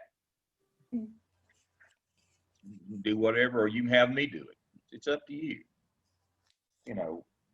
Remembering I am just an instrument. I'm just a tool. Use me as you see fit. You don't have to be a quant. You don't. I told you to start with. You don't have to be. You don't have to be a wonk or quant. A nerd or whatever. That's not you. You'll be in a position as the leader of an organization where you hire people that do all that stuff for you. You just got to know how and when and why. You got to know when somebody's pulling the wool over your eyes. You got to know when they're doing things like putting out a survey to make sure they don't get information. You've got to see the bigger picture. You're not going to be in a job where you sit and feed data into a computer every day. That's not what leaders do. They hire and supervise people that do that. But if you don't know what they're doing or what they're supposed to be doing, then they'll have your pants off and up the flagpole before dinner time. And that's what you're trying to avoid. You're the leader of the organization. You're the consultant. You've got to know. You've got to be sure. And that's the whole point of what we're trying to do this semester. So you will continue working. When we get back together again, we'll do the Merriam, the qualitative work. I don't like to add it to this session. We'll talk about qualitative. We'll do Royce. We'll do our 2 remaining case studies. When is our next time that we're going to be together? 14th, I think, November, something like that. My schedule says November 21st. Oh, it's the 20, okay. And the 22nd is what I'm looking at. Okay. Let me go in here. So weekly schedule, 3 weekend schedule. So this is kind of where we are. We've covered 1.5 this weekend, so we're back on track. So we have covered in our schedule, we have covered September 5th, September 6th, October 10th. We've covered all of those. We've also picked up and we've covered Sunday, October the 11th, up through lunchtime. We will pick up with Miriam, and then when we meet again, we'll start with Miriam next time, and we'll cover Miriam. So we're only that one little section behind after this weekend. We've done really well. I know I've talked too much. I apologize for that, but You got the information. yeah, this was about content transfer. Mm-hmm. And so we'll start with Miriam, and you need to talk more next time because this is qualitative. You need to make sure you've read your Miriam. Some of you are already up to chapter 3 on your discussion boards. You need to keep up with your discussion boards. Again, I've got Blackboard fixed. I went in, I guess you noticed last night, and I have activated everything. You've got your comments on everything. You've got, if you look under my grades, I went back and manually released all those grades of everything that you've done. So I'm up to date. Again, I apologize. I was not aware that you were not being able to see in Blackboard what I was doing, but I've got that fixed and got it where you can see everything. I went in and manually re-entered everything or released it where you could see it. So we're caught up on that. So make sure you hit Miriam, because on Saturday, November 21st, we'll cover Miriam, and we'll do Royce. We'll finish up with Royce on Sunday morning, and then you'll do your presentation. Now, again, I've got you going to 4 o'clock on Sunday, but that's if you take an hour for each of your presentations. If you take your allotted 15 minutes, we'll be out sometime right after 1 o'clock. It's up to you how long you want to go. I've got the time allotted where you can go as long as you want to go, but we'll probably start presentations at the 10:45 session, or somewhere shortly thereafter. And we'll probably do like we did today, take a 15-minute break, and we'll come back around 11:30, something like that, 11:45, and we'll just blast right through to about 1 o'clock and should be done by then. So we see one another again on Saturday and Sunday, November 21st and 22nd, the weekend before. I want to have you done by Thanksgiving. I think we're probably going to quit Thanksgiving. I think we're going to call it a semester at Thanksgiving. I believe that's the advanced word. Has that been put out formally yet? But I think that's going to be the case. I think we're going to be done. I hate for us to finish up this early. We normally go into the first weekend of December for our last meeting, but we were given the high sign that we may cut it off at Thanksgiving. That we won't have the undergraduates back when we send them home for Thanksgiving. We won't bring them back. That we will end the semester at that point. So we will be done the weekend before Thanksgiving in case that does happen. Now, my understanding is they will give you until the end of the traditional semester to have your work in. I think I have that written down here, that you still get this due, but you still get to Monday, December 2nd. We'll finish our class on November 22nd, but I believe you'll still have until Monday, December 2nd to have it all in there. But I don't think we can have any classes or sessions after when Thanksgiving break starts. I believe we're done. So I have accommodated that in our schedule. Questions you have for me? Dr. Lamb, the point and the reflections for the case study that we did today, when is that due? By the end of the semester. Okay. I don't do weekly turn-ins. I don't do force response on discussion board. By the time that I get you are who you are. Life gets in the way. Different things happen. All I'm interested in is I'm not interested in I'm interested that you learn and you get something from the time that we spend together. I don't understand forced response. I don't understand weekly diet deadlines and all those kinds of things. Different people work. It's just like when you work in elementary school, you understand that different kids learn at different times and different rates. And it's unrealistic to expect them all to do the same thing. That's your problem, not theirs. And I prefer to treat people as the adults and professionals as they are. They generally respond if you do. And as I told the dean of the School of Education the other day, he was talking something about my leadership role or whatever, about I should do this or I should do that, and I told him I've already been a middle school principal. I don't expect to do that again in my lifetime, where I have to run around behind students and adults and try to enforce their behaviors. I did that for 32 years. I'm done with that. I prefer to work with professionals. The work is the work. You'll get it done. You got till December 7th. That's whatever you need to do, you do. And that makes me happy that you learn and grow and you get what you need. That's what makes me happy, not that you meet some artificial deadline that was convenient for me. I'm concerned about that you learn, not when you learn. That's kind of a soapbox of mine. You know, when we go into that final defense, I'm proud of my folks. I expect you to blow everybody's doors off when you walk in with what you know. That you're confident in what you know and what you've done, and that you demonstrate that. And it's not about my ego. Again, I'm not trying to get the next job. I've got the last job I intend to ever have. I don't want to do anything other than what I do. I've got, I'm in a place in my life that I have that luxury. And what you do and what you grow and is what I said. This is what Jeff and I do every day. You don't understand how much time we spend doing this because we want to, not because we have to. We get up every morning and read and share articles, and we're doing something every day. And a couple of the Steves, I've got, there's 4 of us, and I've got 2 Jeffs and 2 Steves in my orbit.